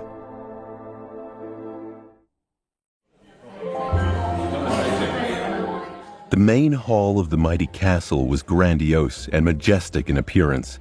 The gentle light of the morning sun cascaded through the tall windows and reflected from the white marble walls, filling it with a bright radiance. The walls were decorated with intricate carvings that spanned dozens of meters, creating a regal tapestry. Long wooden tables were placed along the length of the grand hall, with a motley crowd of sleepers sitting on crude benches behind them, busy consuming their food. Sonny assumed there was some sort of hierarchy in how the sleepers were grouped, but he couldn't pick out any obvious pattern. At the far end of the hall, a set of stairs led to a dark alcove. The back wall of the alcove had numerous small holes cut through it, and with sunlight shining through them into the deep darkness, it seemed as though a fragment of the starlit night sky was somehow locked within the castle. Beneath that light stood an empty white throne. Sonny stared at the throne for a few moments, then lowered his gaze and glanced at the hundreds of people who were staring out at him and Cassia. Sonny felt hundreds of eyes on him and swallowed the lump in his throat. It took him a couple of seconds to realize that all these people were not, in fact, looking at him. They were all looking at Cassia, clearly startled by her loveliness. The blind girl, meanwhile, was oblivious to the commotion her appearance had caused, yet she was able to sense the sudden tension in his muscles. "Sonny, why did you stop?" He narrowed his eyes, gave the crowd of sleepers his most menacing scowl, and answered in a flat tone, "Just taking in the view." Sonny walked over to the young women rationing the food, received 2 plates of steaming monster meat stew, and guided Cassia to a relatively empty spot at the end of one of the tables. He even got 2 cups of something that closely resembled tea. Sitting down, he put the crudely made utensils into Cassia's hand and stared at his plate. He didn't like all this attention one bit, but he didn't want to spoil this for Cassia. "Look at that, Cass. They even got vegetables. I swear, there are at least 2 pieces of tomato in my stew? Or is it a carrot? What's that thing that looks like a red potato? Sonny had only seen vegetables in the Academy's cafeteria, so he was not well versed in differentiating them. Teacher Julius had also only mentioned them in passing, since the chances of encountering a vegetable from the real world in the dream realm were not very high. To be precise, he had briefly shown Sonny pictures of the most common earth vegetables and said that if he ever was to find something that resembled it, he should turn around and run. Cassia smelled her stew and said with a smile, I think it's a beetroot. Sonny blinked. Never heard of it. While they were innocently chatting, he was observing the sleepers through his shadow, waiting tensely for things to go wrong, and pretty soon, they did. Sonny gritted his teeth when two rough-looking young men suddenly rose from their benches and headed across the hall toward them with unpleasant excitement burning in their eyes. Sonny braced himself for trouble and thought, Here we go. Who would have thought that the thing that landed him in trouble would be Cassia's beauty? Usually it was either his sharp tongue or his general obnoxiousness. Never, not even once, had it been his looks. He laughed to himself. Ouch. I shouldn't be jealous, right? The worst part was that the two approaching sleepers were obviously a part of Gunlog's gang. It was apparent from their armor and the fact that they carried their weapons in actual sheaths, like a pair of idiots. Memories could be freely summoned out of thin air, so the only reason to keep them visible at all times was for the sake of intimidation. He had noted that detail after meeting the castle guards yesterday. What had Harper said? If there was a misunderstanding with one of Gunlog's people, remember that these guys carry a heavy burden. Treat them with respect. In other words, swallow it. The young men approached their corner of the table with vulgar smiles. They were clearly undressing Cassia with their eyes. Sonny turned his head and looked up at them. The sleepers sitting nearby turned away with heavy looks, clearly afraid and uncomfortable. Sonny tried to talk himself down, to remind himself that these men hadn't done anything yet. Maybe they just want to say hi. Respectful. Remember, be respectful. With his protective instincts got the best of him. What the fuck are you degenerates staring at? The whole hall was suddenly enveloped in silence. Once again, Sonny had found himself in the center of attention. But this time, everyone was staring at him instead of Cassia. He swallowed and thought, Why couldn't I just shut up? I guess that's better. The few nearby sleepers who had pretended not to notice anything a few seconds earlier lowered their heads, as though trying to become smaller and disappear completely. Sonny glanced at them with disdain and turned back to the pair of young men who were currently towering above him, a dark and dangerous light dancing in their eyes. To be honest, his incendiary reaction had caught Sonny by surprise. The anger had taken the better of him for a moment, forcing the words out of his mouth, but the damage had already been done. It seemed as though his brotherly instincts were not only still alive, but also somewhat overwhelming. Sonny snickered and a voice inside him whispered, To hell with this. Did they want to see dark and dangerous? I'll show them. He glared at the two idiots, knowing that at this point there was no way back. Beside him, Cassia turned her head, an alarmed expression on her face. One of the idiots grinned. We were just hoping to politely introduce ourselves to this lovely little doll. But hey, we can get acquainted with the ugly little clown first. How about it? Cassia frowned. Why are you? However, at that moment, the second young man took a step forward and growled. Do you have any idea who you're messing with, clown? You can't talk to us like that. We're Gunlog's men. The sleeper rested his hand on the pommel of his sword. Sonny knew that escalating the situation was not a wise thing to do, but at this point, he didn't have a choice. Backing down now would only lead to disaster. He knew this type of person well. The moment they felt weakness, it was all over. Idiots like this understood only two things: fear and strength. Outstretching one hand, Sonny scowled. He looked the young men right in the eyes. Congratulations. Now get lost before I make you dead men. Perhaps recognizing something in his voice, or maybe in his eyes, the sleeper who had his hand on the pommel of the sword hesitated. For a second, Sonny almost believed that his threat worked. But then the young man furtively glanced around, and this tiny hope evaporated. If they were alone, maybe the sleeper would have reconsidered his desire to antagonize Sonny any further. But with all these people watching, he couldn't show fear. Sonny failed to account for one crucial detail. All bullies may be cowards, but what they feared the most was people finding out about their cowardice. Gunlog's man bared his teeth in a threatening grin. Those are terribly strong words coming from a puny weakling like you. You know what? I think your girl needs to keep better company.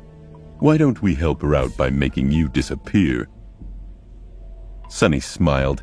He'd almost be happy to kill these fools where they stood. Cassia, meanwhile, was not happy with what was happening at all. The frown on her face deepened. I'll decide what company to keep myself. Now, please. However, the men weren't listening to her. Sonny was already bracing himself for the worst-case scenario, prepared to summon the Midnight Shard at a moment's notice. But then, suddenly, a calm voice sounded from behind his back. "Leave them alone, please. They are my friends." Caught by surprise, Sonny hurriedly shifted his perspective to the shadow and glanced back. Behind him, a tall and confident young man stood calmly with his hands resting on his hips. He had brown hair and a gentle, handsome face. His eyes sparkled with friendly humor. It was Castor. Sonny hadn't seen him since the Awakened Academy. What was he doing here?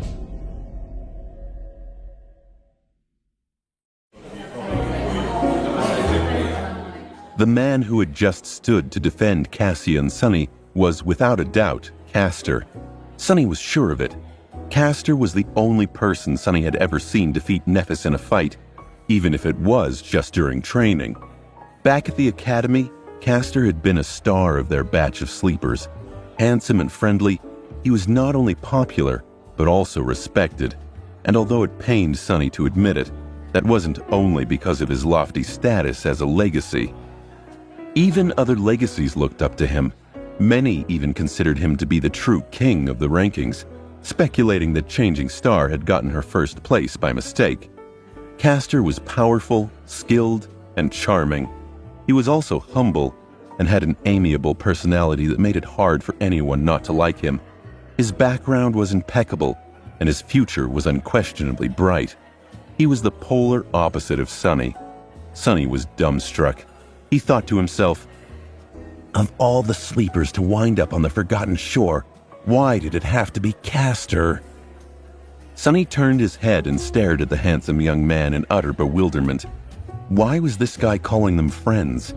Sure, they were in the academy together, but he didn't know Castor realized he or Cassia existed. Gunlog's two thugs, who didn't even know how close they had come to tasting the sharp edge of the Midnight Shard, eyed Castor. They didn't look too pleased with Castor's intervention. The first sleeper scowled. "Oh, it's you." Castor looked at them with a silent smile. There was no apparent hostility in his eyes, but for some reason Gunlog's men seemed to lose their desire to stir trouble. After glancing at each other, one of them nodded at Sonny. You know this guy, Castor? Castor gave them a nod. "Yeah, we were in the academy together. Don't mind his rude behavior, guys. That's just how he is. Rough around the edges, but really nice once you get to know him well." Sonny wondered silently. Since when do you know me? Sonny was irrationally angry at that statement, but forced himself to keep his mouth shut. He understood that Castor was just trying to defuse the situation. Actually, his arrival had been very timely. Sonny was sure of his ability to dispatch a couple of thugs, but what would happen next? He doubted that other members of Gunlog's host would just sit and watch. Becoming involved in a conflict with the masters of the castle on his first day here would have been less than ideal. The thugs in question, meanwhile, had given up. Trying to keep the appearance of being in control, they glared at Castor darkly and backed down. Teach your friends some manners, Castor. Next time we won't be so lenient.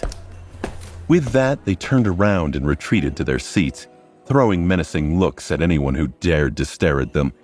Soon, the grand hall was once again filled with the hum of voices. Castor followed them with his eyes and then turned to Sonny, his smile becoming a little somber. "That wasn't a very smart thing to do, my friend." Sonny scoffed. Yeah, well, who says that I'm smart? Sonny winced and chided himself internally. Way to go. You just insulted yourself. The tall young man stared at him for a few seconds and then sighed. "In any case, it's very nice to see you, both of you." With that, he sat down as though somebody had invited him. Well, admittedly, there was some connection between them. Wishing to talk to people with whom you had attended academy was sort of understandable. Still, Sonny didn't like it. Throwing a glance at Castor, he smiled coldly. What? Are you very shocked to see us alive? Castor hesitated. "It is good that you managed to survive." It seemed that this was his way of admitting that, yes, he was surprised, but in a pleasant way. Some part of Sonny resented this golden boy, and he hated that Castor wouldn't provide him with a good reason to justify his anger. If he were a jerk like Gunlog's men, this would have been so much easier. It was no secret that back at the Awakened Academy, all the other sleepers saw Sonny and Cassia as no more than two walking corpses. They had been the bottom-ranked students, and most people figured there was no use befriending people who'd just get themselves killed soon. Castor, on the other hand, was very highly ranked. He had placed second after Nephis, in a way that made those two the opposites of Sonny and Cassia. It was kind of funny that the very strongest and weakest of their class were dropped on the Forgotten Shore. Of course, Sonny not only welcomed the cold treatment from his peers at the academy, but had actually been the one to engineer it. He was used to living a solitary life and had done nothing to change it. In any case, no one had wanted to be around them, as though afraid of becoming infected by the invisible aura of death that followed them wherever they went. Sonny himself had been guilty of avoiding Cassia as much as he could in the past. It must have been very strange for Castor to see the two of them alive and well after months spent among the horrors of the Forgotten Shore. Cassia smiled. Thank you. Castor reciprocated her smile and asked, his tone strangely warm, "You are Cassia, right? And you are, Sunlith?" Sonny gave him a curt nod. Right, although I'm surprised that you remember our names. Don't think that we've forgotten how you guys used to treat us. Cassia squeezed Sonny's hand, her tone becoming almost disciplinary. Sonny! Castor chuckled. No, he's right. We behaved like a bunch of jerks. Looking back, there were a lot of things we did wrong. If only we had known better. His voice trailed off, and after being silent for some time, the handsome young man suddenly smiled with nostalgia. "But still, those days in the academy were not all bad, right? I still remember the first time I met you, Sunless. You made quite an impression. All those tall tales, spitting in the faces of awakened tyrants, slaying sword saints with a shake of a finger." He chuckled, remembering the good old days. Sonny grinned. He had no idea he made an impression. In fact, Castor made it sound like he even respected him. Sonny was doubtful, but unclear about whether Castor was lying deliberately or internally rewriting his history. Either way, Sonny was in the mood for some mischief. What? That trivial stuff? Huh, child's games. You should have seen the things I've done in the labyrinth. Now that's something to brag about. Castor looked at him with humorous sparks dancing in his eyes. "Oh, well, do tell, what else have you done?" Sonny shrugged with profuse indifference. This and that. Let's see. He pretended to think for a few moments, and then said in a bored tone, I guess the most incredible thing I've done was killing a great devil with just one strike of my sword. Finished him right off, no problem at all. I even got a memory from that kill. But before you ask, no, I can't show it to you because, oh, right. I ate it. Sonny's chest tightened as he realized the crowd around him was paying attention. Had his annoying need to boast to Castor destroyed his shot at staying low profile? Why was he so impulsive? How could he have forgotten how dangerous his flaws were when compounded? If anyone learned his true name, his freedom was forfeited. And he was unable to lie, which meant if Castor asked the wrong question, Sonny was screwed. The legacy smirked widely as he prepared his next volley. Sonny prayed he hadn't overplayed his hand. Anxiety rose in his stomach, and he was overwhelmed with a sudden feeling of vulnerability.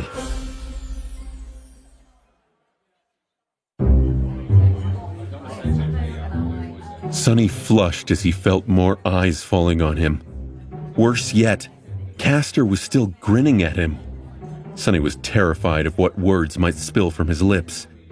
Suddenly, the legacy broke out into peals of laughter.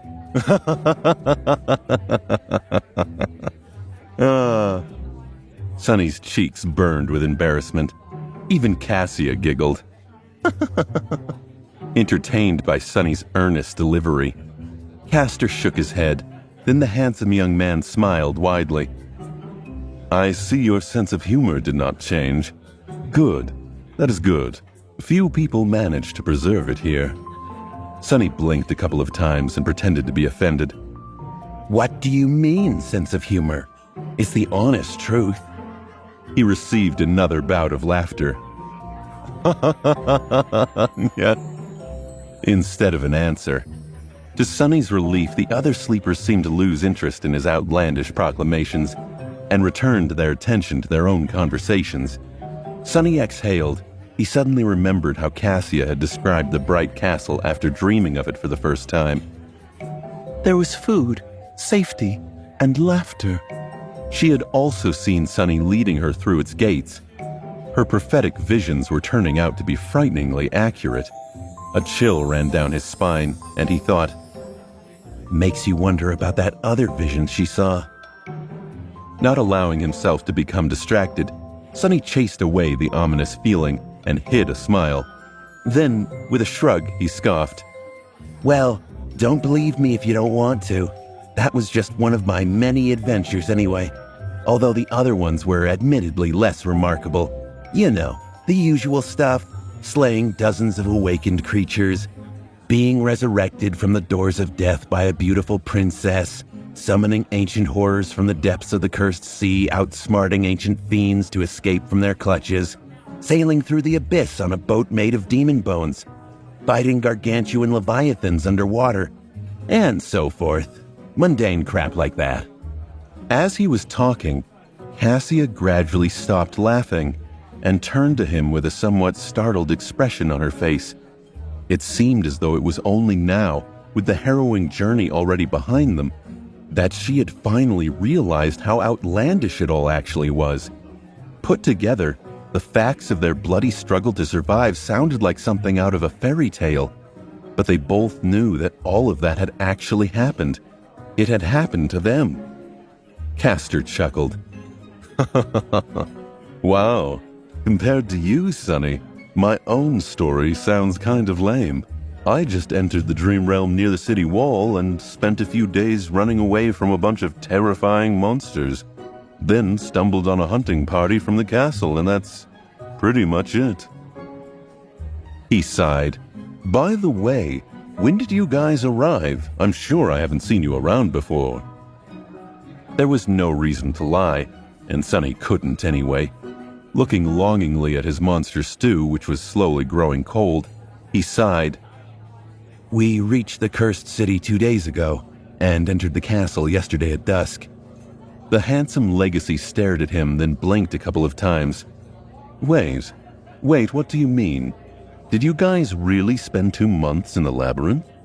Sonny winced and thought, uh-oh, I pushed my luck too far. Finally, the moment he had been wary of came.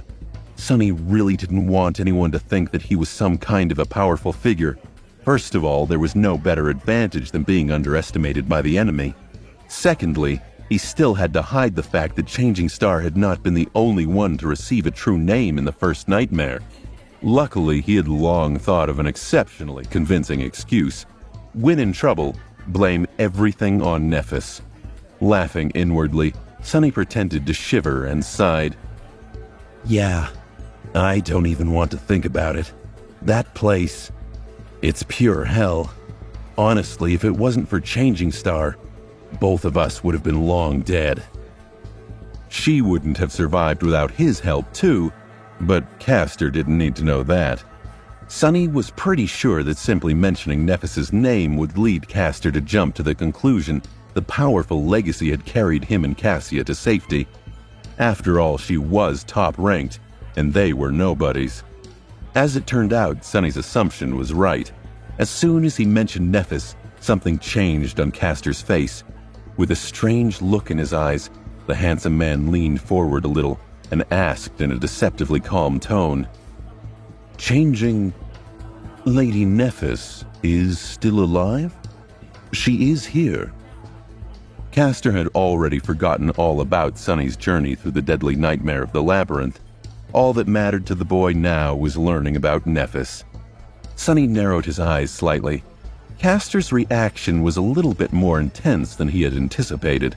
It was on the border of being weird. But then again, the tall, handsome legacy had seemed to be strangely enamored with Nephis, even back at the academy. Sonny felt a sudden spike in his heart. Was it jealousy? Or just annoyance? Either way, it really irritated him the way Castor was so intense about Nephis. Sonny gritted his teeth. Yeah, she's around. Turning her head slightly in his direction, Cassia hesitated and then added, We only had 2 soul shards when we came to the castle, so she's staying in the outer settlement for now. Castor leaned back, a hint of disappointment appearing on his face for a fraction of a second. Then he inhaled deeply. I see. Sonny took a sip of his tea. Why are you so interested in Nephis all of a sudden? The handsome young man looked at him with surprise. What? Oh, I'm just glad to know that more of us survived. Then Castor sighed and shook his head. From what I was able to learn, there were no more than 7 sleepers sent to the Forgotten Shore by the spell this year. Up until today, I thought that I was the only one to survive. It's good to know that I was wrong. Castor's face grew solemn. If Lady Nephis was with you, that explains how you managed to reach the Bright Castle alive. Sonny's reaction was hard to understand, and harder to explain. He had intentionally led Castor to this conclusion. He wanted to be underestimated and seen as weak. And yet, hearing the other boy say it out loud sent an enraged pang through him. Sonny swallowed the anger and bit his tongue as Castor continued on obliviously. But the other 3, I'm afraid that they are long dead. May their souls rest in peace. Sonny and Cassia lowered their heads, coming to terms with this new information. It was true that they had not been treated well by the rest of the sleepers in the academy. Still, it was also somewhat heartbreaking to know that several of the kids they had known, even if it was just for a short amount of time, were now gone, killed by the vicious crucible of the dream realm. Without having to look at each other, they quietly repeated Castor's words. May their souls rest in peace. The cruel and ruthless nightmare spell had taken its first victims, and its hunger was long from being sated. Who would be next? Sonny, Cassia, and Castor sat numbly in awkward silence as the sleepers around them went about their morning meal. The truth was that the others in the hall had all had this moment themselves. That second when the grim reality they were dealing with solidified. The moment you realize your classmates died, and all those things you've been afraid of happening to you have happened to other men and women. As the human toll of the spell resonated in their minds, the trio couldn't help but wonder what their own fates would be in this cursed place. Finally, Sonny extricated himself from this dark reverie. So, Castor, you've been here all this time? How are you able to afford to live in the castle? Don't tell me that you've joined this Golden Serpent's army. Castor sighed. No, I didn't. Although it would be a lie to say that I haven't been tempted to. One way or the other, all roads here lead to Gunlog and his men. I don't think there's more than a handful of powerful sleepers who have managed to remain independent. Currently, I'm one of them. Sonny stared at him. How so? The handsome young man shrugged. My aspect ability gives me a certain advantage when it comes to escaping the clutches of the nightmare creatures. Not so much with killing them, though. I went on with a few hunting expeditions with other independent hunters, but that was a mistake. We barely escaped alive. Still, it landed me a few soul shards. The rest I got from selling a couple of memories. Sonny had almost forgotten. Unlike the normal people, the proud Legacy had entered the dream realm with an entire arsenal of memories that his family had prepared for him. Castor had also started with a somewhat considerable amount of soul essence already absorbed, although it couldn't have been anything excessive.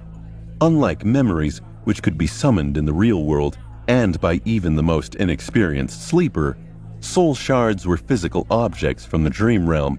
As such, only masters and saints were able to transport them through a gateway because they traveled between realms physically and not just in spirit like sleepers and awakened. That meant that even the rich Legacy family couldn't afford to feed too much soul essence to their scions in advance. Masters were a rare breed after all, let alone saints. In any case, Castor had it better than anyone else on the Forgotten Shore. His ancestral memories were enough to buy him months, perhaps even years of a tranquil life in the castle. He could use this time to learn the ins and outs of the cursed city, to become an independent hunter, or reconsider his position and join Gunlog's host eventually. Even in this hell, his background gave him an enormous advantage. Sonny swallowed his annoyance and thought, Lucky bastard. But none of this explained why Gunlog's thugs weren't willing to cross Castor. If he were just another outsider, there was no reason for them to be so scared. The handsome sleeper must have done something to build a reputation. Sonny frowned. Why were Gunlog's men afraid of you? Castor looked at him with irony. Those two? Oh, right, you have just arrived at Bright Castle. Well, basically there are different kinds of people serving Gunlog. The guys you have so carelessly offended are members of the castle guard. They are at the bottom of the totem pole. They are also weaker and have little to no real battle experience. What minor reputation I have is enough to make them think twice before messing with me. For a second, there was a dangerous gleam in his eyes. Because of Castor's amiable personality, when talking to him, it was easy to forget what the word legacy really meant. Legacies were trained to fight and kill since they could barely walk. Every one of them was a true powerhouse. Sonny had no doubt that Castor's actual reputation in the castle was not as negligible as he would have them believe. After all, he was the only human, no, actually the only being Sonny knew of that had managed to defeat Nephis in combat. And in terms of personal power, Nephis was as high as one could get in Sonny's heart. No one else could even compare. He was also sure that Castor's reputation was earned by spilling blood. Sonny twisted his lips and thought, I really hope that I won't have to face this guy in battle one day. A cold sensation flit over him and he desperately hoped that was not a premonition. With a sigh, he tried to hide this unease. So, I shouldn't be worried about their retaliation? The amiable young man gave him a nod. There won't be any formal reaction from the host. The two guards you have humiliated might try to do something on their own, but I doubt they'd be bold enough to make a move. Just don't antagonize them any further." He suddenly grew serious. "You're very lucky they weren't hunters or, even worse, one of the Pathfinders." Castor didn't need to spell out the meaning of those words to Sonny. He could intuit it. The pecking order in Gunlog's army apparently went Castle Guard, Hunter, Pathfinder. Sonny figured this intel would come in handy. Castor continued, "Then even my name would not have protected you. You'd simply be dead. So please, watch your actions in the future. This castle, in a sense, it can be as dangerous as the city outside, especially for someone with your, temperament." Sonny scowled and growled internally. What's that supposed to mean? He wanted to bite back, but then closed his mouth. Okay, maybe I do have the temperament to attract trouble. Guilty as charged. While he was reconsidering his life choices, Cassia suddenly spoke. Castor, is there really no way out of here? The proud legacy looked at her and remained silent for a long time, a somber expression finding its way to his face. His eyes were heavy and bleak, as if he were searching for any answer other than acceptance. After a while, he sighed. "None that any of us can ever hope to reach, Cassia. As it is right now, this is where we have to live. Maybe something will change in the future, but for now, just take care of yourself and try to survive." Standing up, he glanced at them one last time and smiled. "It was so nice to see you guys. Really. I'll leave you to your food now, if that's okay. If you need anything in the future, don't hesitate to come find me. My quarters are in the Tower of Dawn." Sonny rolled his eyes. Of course, Castor called his bedroom his quarters. With that, Castor left, letting Sonny finally get to his stew, which was barely warm by that point. He thought, "Great, breakfast is ruined." With his eyes, he angrily bored 2 holes in the tall sleeper's back. After breakfast, Sonny made his way back up to his room. He flopped down on his bed, again taking a moment to savor its soft, springing nature. The Tower of Dusk was calm and quiet. It was time to send his shadow on a walk. Since arriving at Bright Castle, Sonny had been itching to find out what horrors lurked beneath the pleasantries. He'd taken the time to learn what the place looked like on the surface. Now, he would learn what truly went on behind closed doors.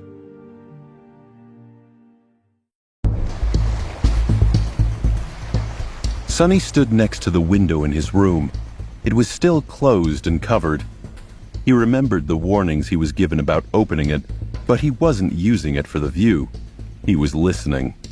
Just barely, in the distance, he could hear the whisper of waves crashing against the shore, a familiar sound that he'd grown accustomed to in the labyrinth. In some ways, it sounded like home.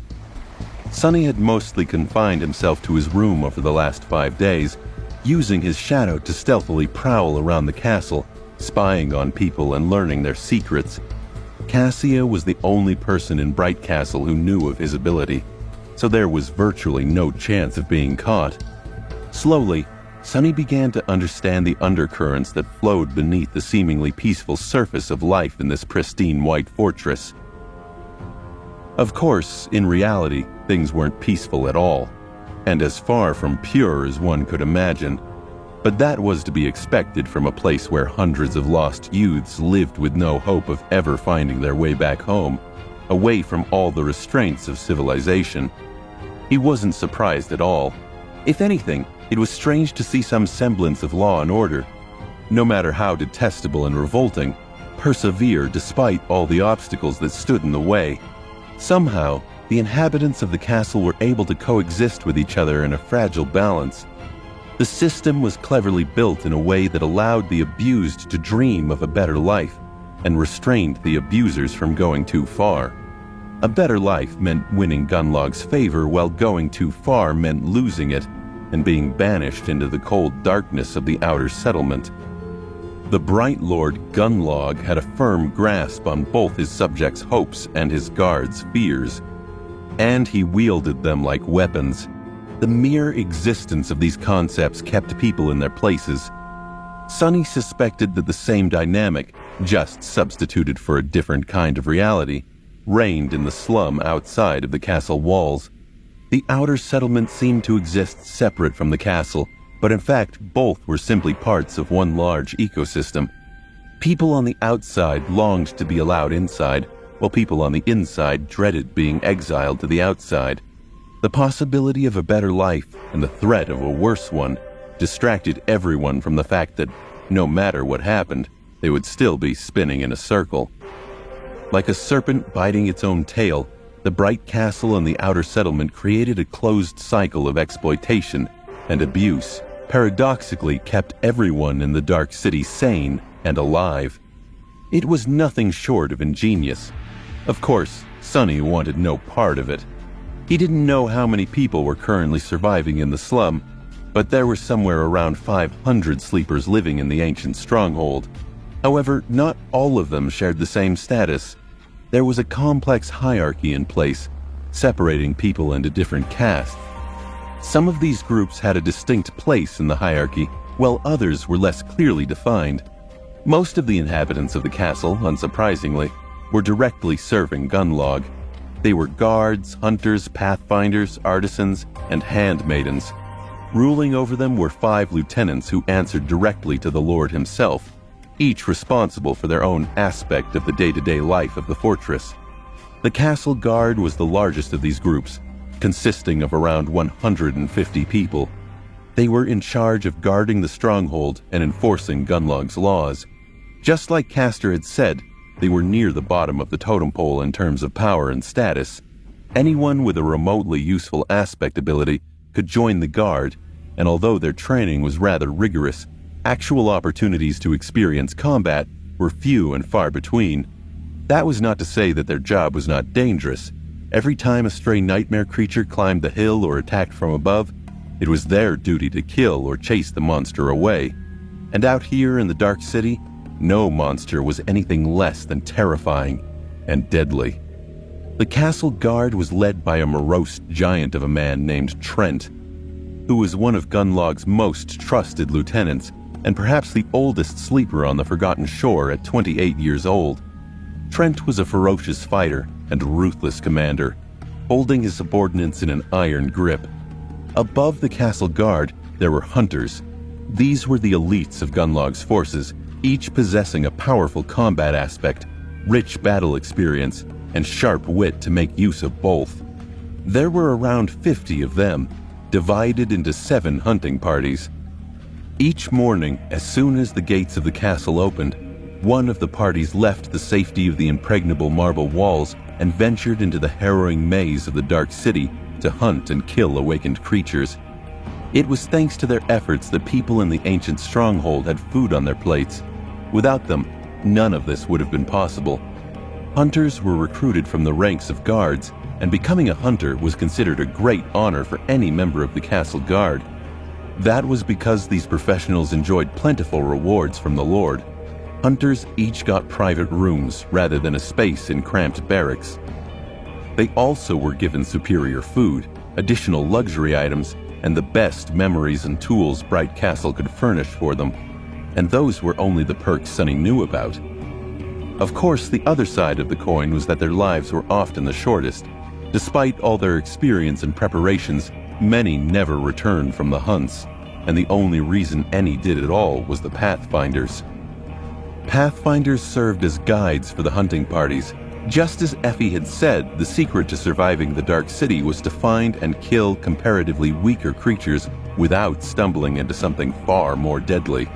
Pathfinders made sure to do just that, track the awakened creatures without leading the pack of hunters into the jaws of fallen abominations. There were so few Pathfinders that Sonny even questioned whether they could be categorized as a group. In the whole castle, there were less than a dozen. Each of them was a seasoned veteran who earned his role through surviving long years of bloody battles in the ruins, and thus had a chance to live long enough to learn large areas of the Dark City like his own 5 fingers. Needless to say, all of them were incredibly fearsome combatants and enjoyed lavish, sometimes even decadent lifestyles. It had occurred to Sonny that with his aspect and experience in the labyrinth, he would probably be a solid pathfinder, but he shook that thought off quickly. He wanted nothing to do with Gunlog or his minions. Both hunters and pathfinders were led by a charismatic man called James. James came from the Forgotten Shore in the same year as Gunlog and helped him take control of the castle.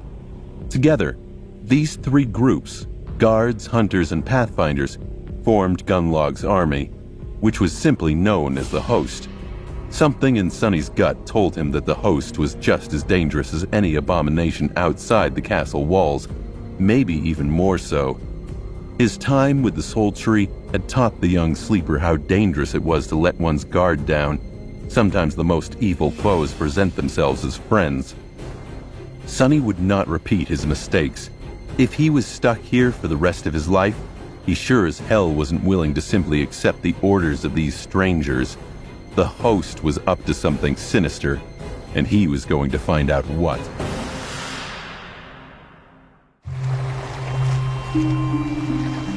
As Sonny stood by his bedroom window, he couldn't help but wonder how Nephis was doing out beyond the castle walls. He wasn't worried. She was the most competent person he knew. But he felt a pang of guilt in the safety and comfort of the castle while she was out there. Sonny took a deep breath and reminded himself that he had his work to do inside the castle. He padded to the bed. Sonny sank onto the mattress and reflected on all the intelligence he'd been able to glean so far.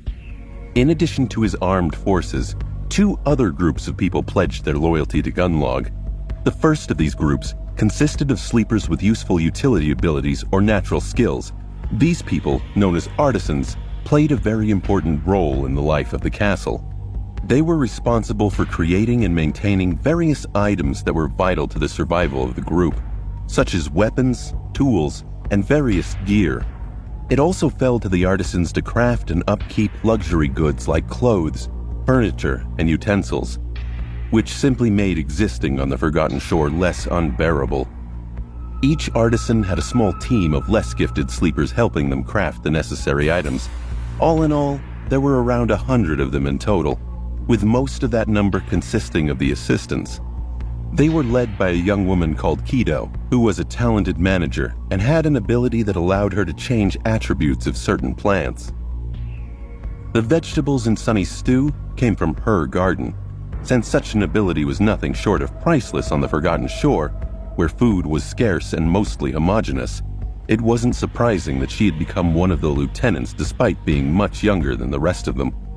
The status of artisans was somewhat of a tense subject in the Bright Castle.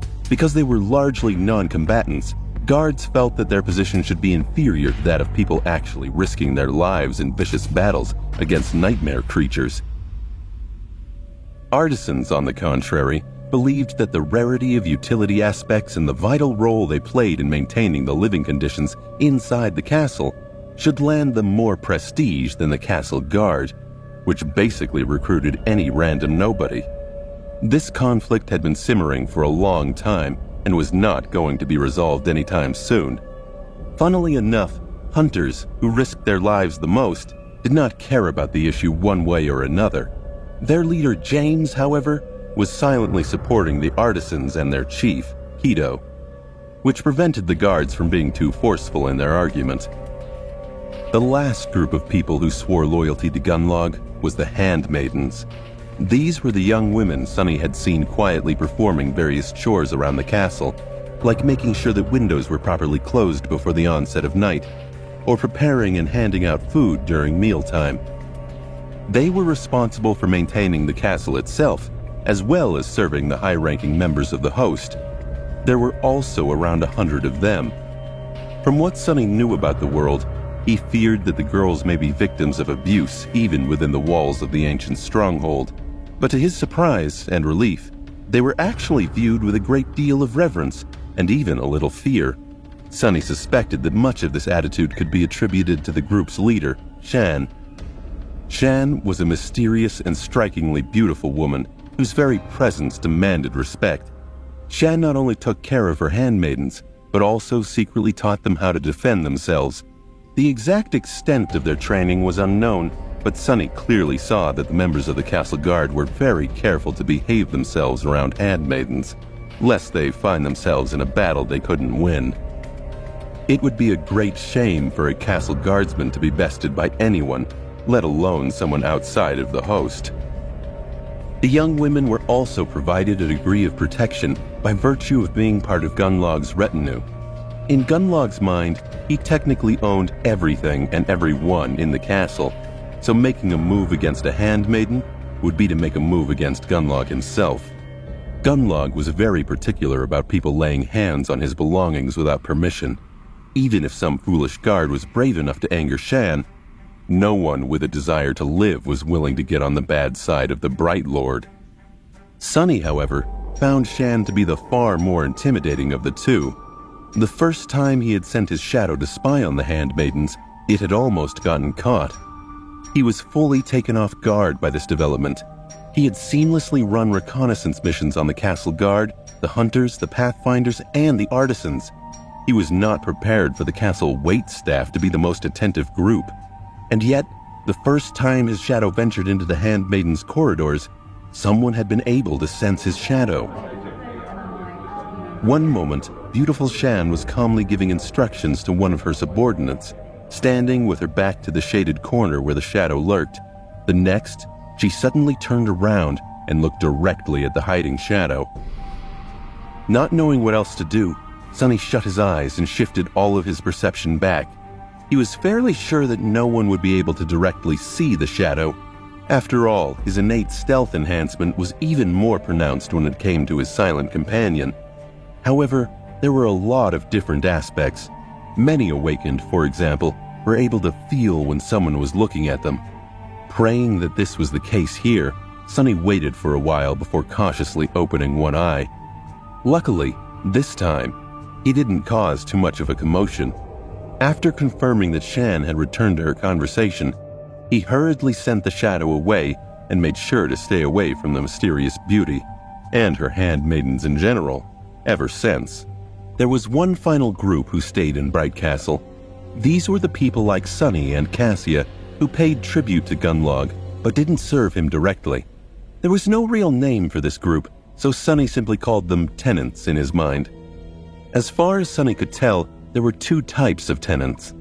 The first and smaller group of tenants were those who were able to make a decent living by providing Gunlog's men with various services.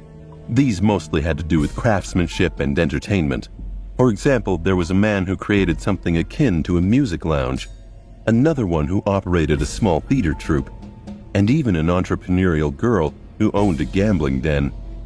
The bulk of the tenants were people like Harper, those who had entered the castle through luck and remained there by the skin of their teeth, desperately trying to earn soul shards for tribute by acting as servants and doing various menial jobs. These poor folks were at the very bottom of the social hierarchy of the castle, and on the opposite side of that hierarchy, there was the Golden Serpent, the master of the castle, Bright Lord Gunlog himself, the man who by Effie's description was nearly immortal. For 5 days, Sunny had sent his shadow roaming the halls of Bright Castle, and he still hadn't found Gunlog. Part of him was beginning to wonder if the man was more a myth than anything else. As Sunny and Cassia's time in the castle was drawing to a close, Sunny began to feel an increased pressure to find Gunlog. What would Nephis think if her scout returned without even encountering the target he was meant to investigate? For 2 nights now, Sunny had actively been looking for this king. Was he hiding? Worse yet, was he hiding in plain sight? Sunny was pulled from his thoughts by a loud banging at the door. He sat up in his bed like a shot. He had worked so hard to keep a low profile here. Had he failed?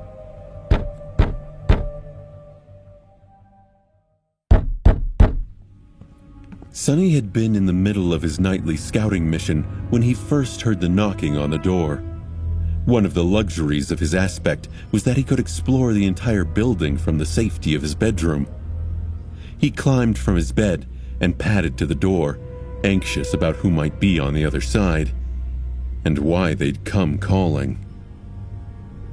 Had he somehow been caught in the act? Even if he had, there was no reason Sonny couldn't deny it. Well, other than his inability to lie. He couldn't say, "I've been sleeping," but maybe he'd find another way to deceive with honesty. His mind racing, Sonny opened his door. Instantly, Sonny let out a sigh of relief. Cassia smiled up at him. "Good morning, Sonny." Sonny shot her a confused look.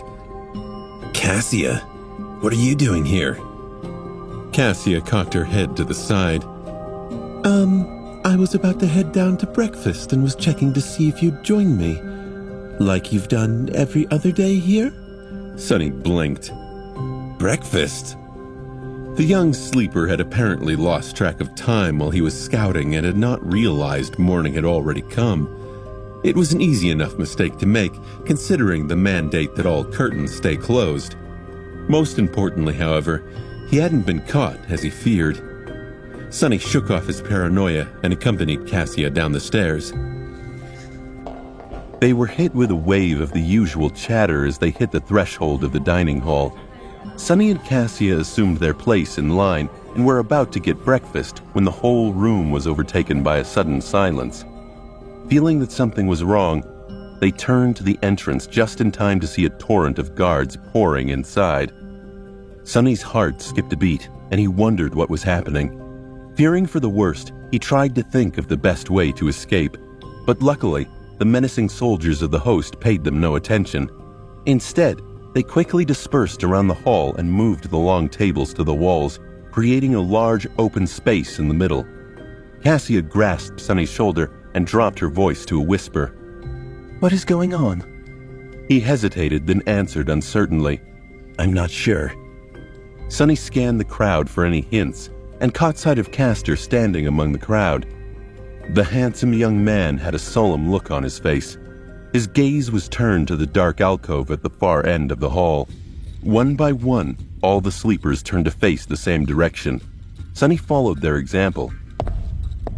Slowly, 5 figures stepped out of the darkness of the alcove and stood at the steps leading up to the throne. They were James, Trent, Shan, Kido, and the last of Gunlog's 5 lieutenants. When Sonny noticed him, an involuntary shudder ran through his body. The 5th lieutenant had no official duties in the Bright Castle, but everyone here feared him the most.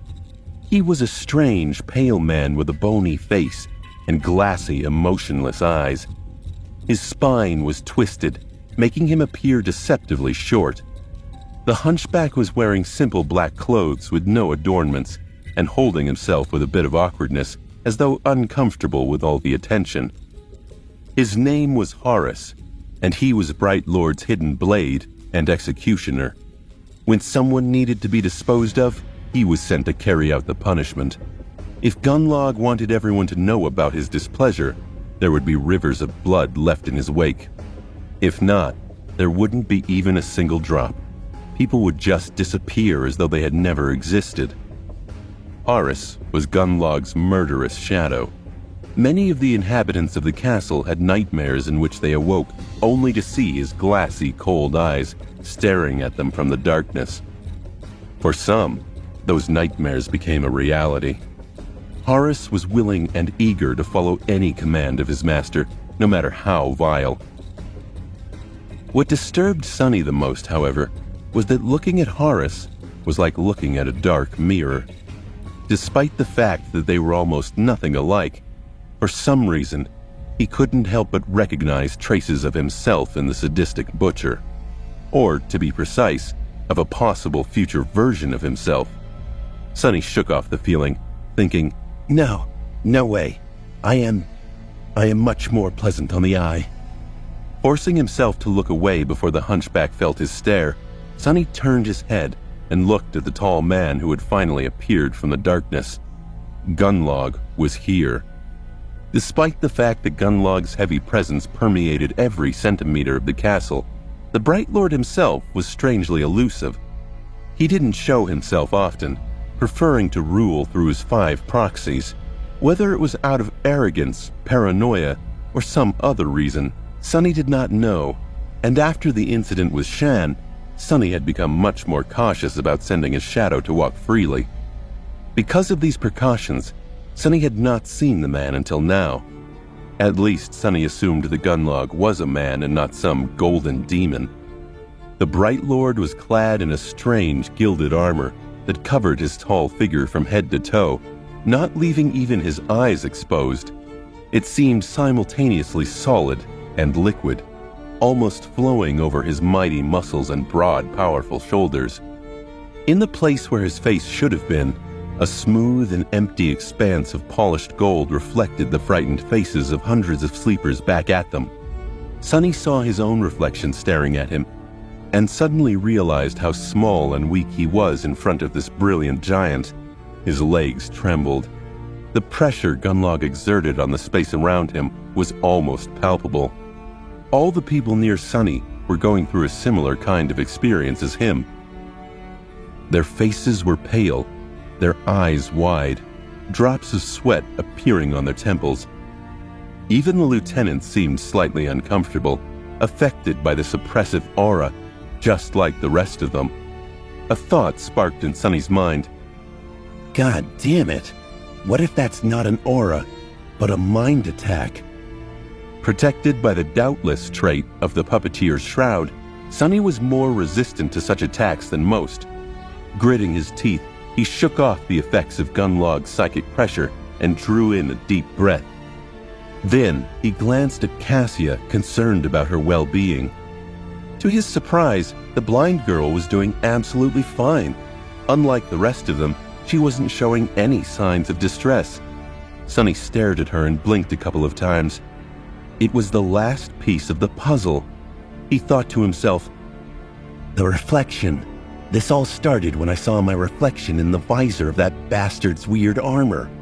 But Cassia is blind, so she's unaffected. It seemed as though Gunlog wasn't attacking them. It was just an enchantment of that strange golden armor of his. Whoever looked at its mirror-like face was immediately assaulted by a crippling feeling of awe, dread, and the crushing desire to submit. Sunny wondered in astonishment.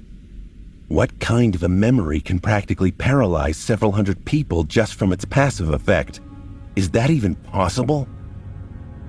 Meanwhile, Gunlog approached the empty white throne and gracefully sat down. The light falling from the numerous holes in the black wall of the alcove reflected from his armor, making it appear as though he was enveloped by a bright radiance. The golden armor that served as his face turned to gaze at the rows of sleepers trembling at his feet. A few moments later, a deep and insidious voice resounded from all around them, as though the castle itself was whispering into their ears. His voice was strong and deep, but with a slight hint of menace. Ah, what a nice day it is today. A perfect day for justice. Don't you think, my precious wards? I've heard that a criminal is hiding among us today. Well, am I not fair? Am I not just? Let me show you how just I am. Sunny implicitly understood what was going on. This was a show of strength, an attempt to intimidate the masses.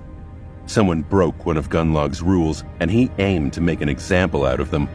But who was it, and what price did they have to pay?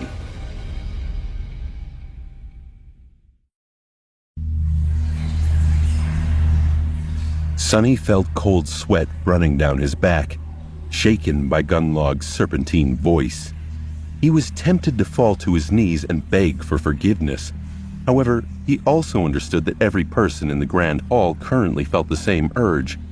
Everyone here had done something that might be considered a crime by the tyrant. Sunny almost expected to hear people begin confessing their sins, but at that moment, A strange commotion at the doors attracted his attention. Moving with menacing determination, 2 guards dragged a man to the center of the hall and threw him on the floor.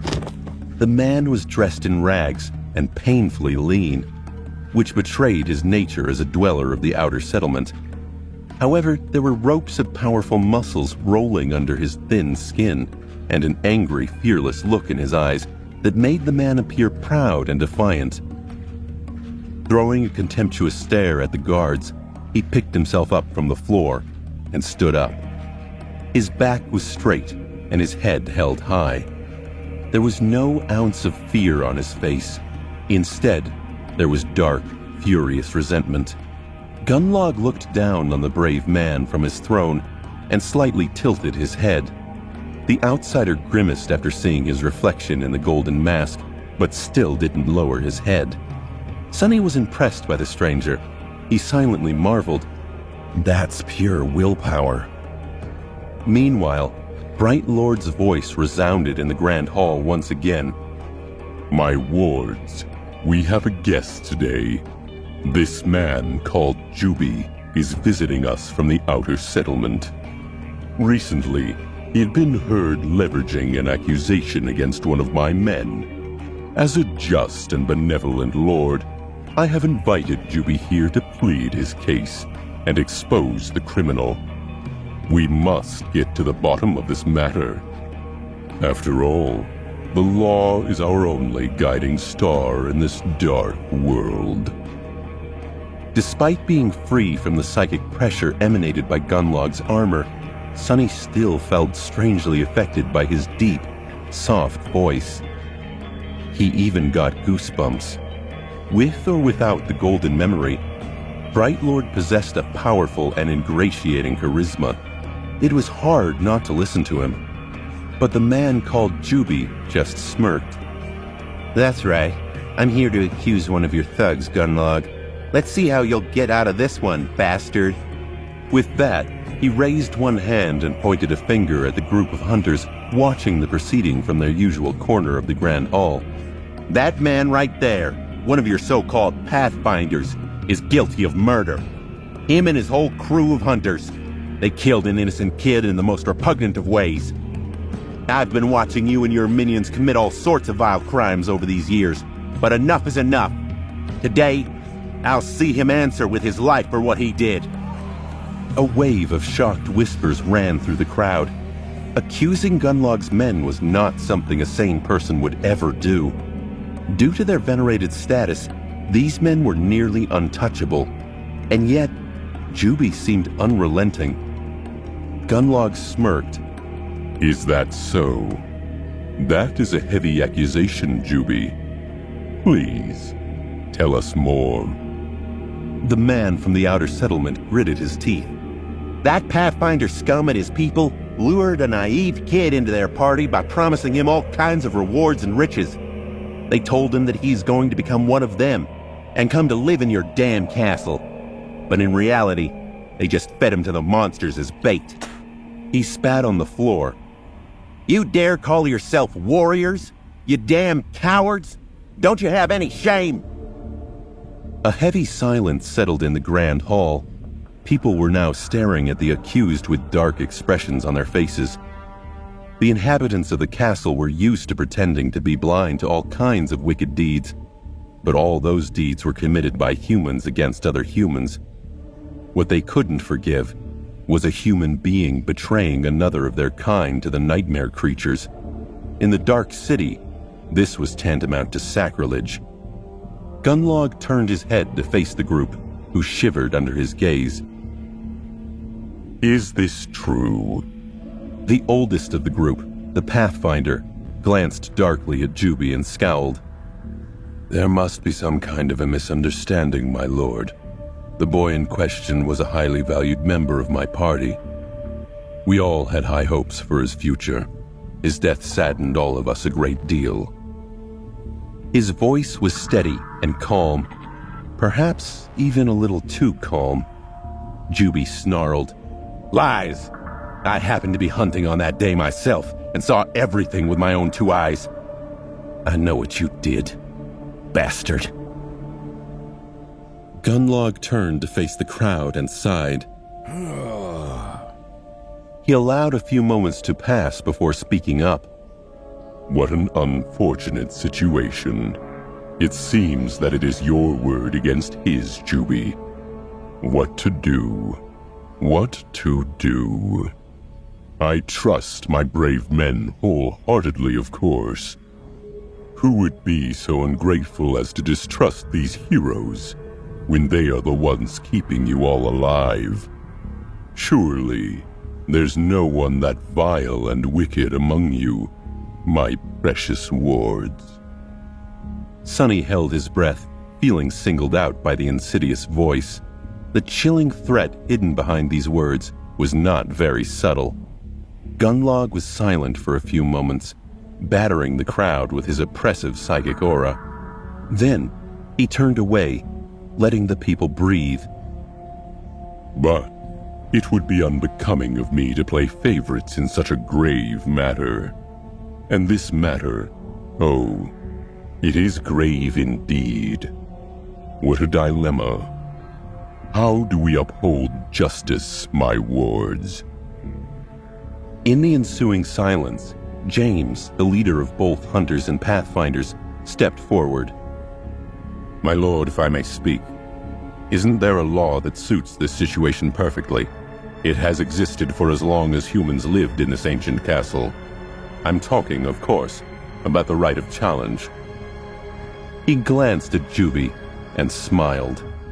If this brave hunter has any shadow of doubt about his accusation, he should step down. If not, he can challenge the criminal and prove it with blood. Of course, the real culprit here is me. As the person responsible for these men, any crime they commit in their roles as hunters is my fault.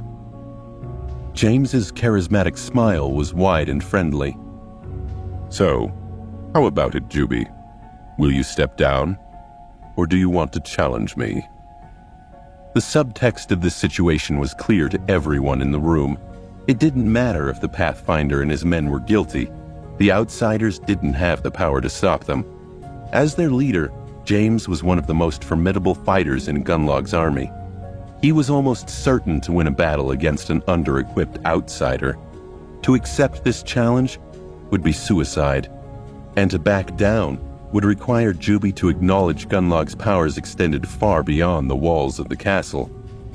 The hunter from the outer settlement glared at James for a while, his eyes burning with fury and contempt. Do you think I'm afraid of you, lapdog? Sure, why not? I challenge you. In his heart, Sonny respected this man. But how was Juby ever going to best Gunlog's most skilled fighter? Sonny felt powerless. He was about to watch an innocent man get slaughtered. He only hoped his temper didn't flare up and make the situation worse.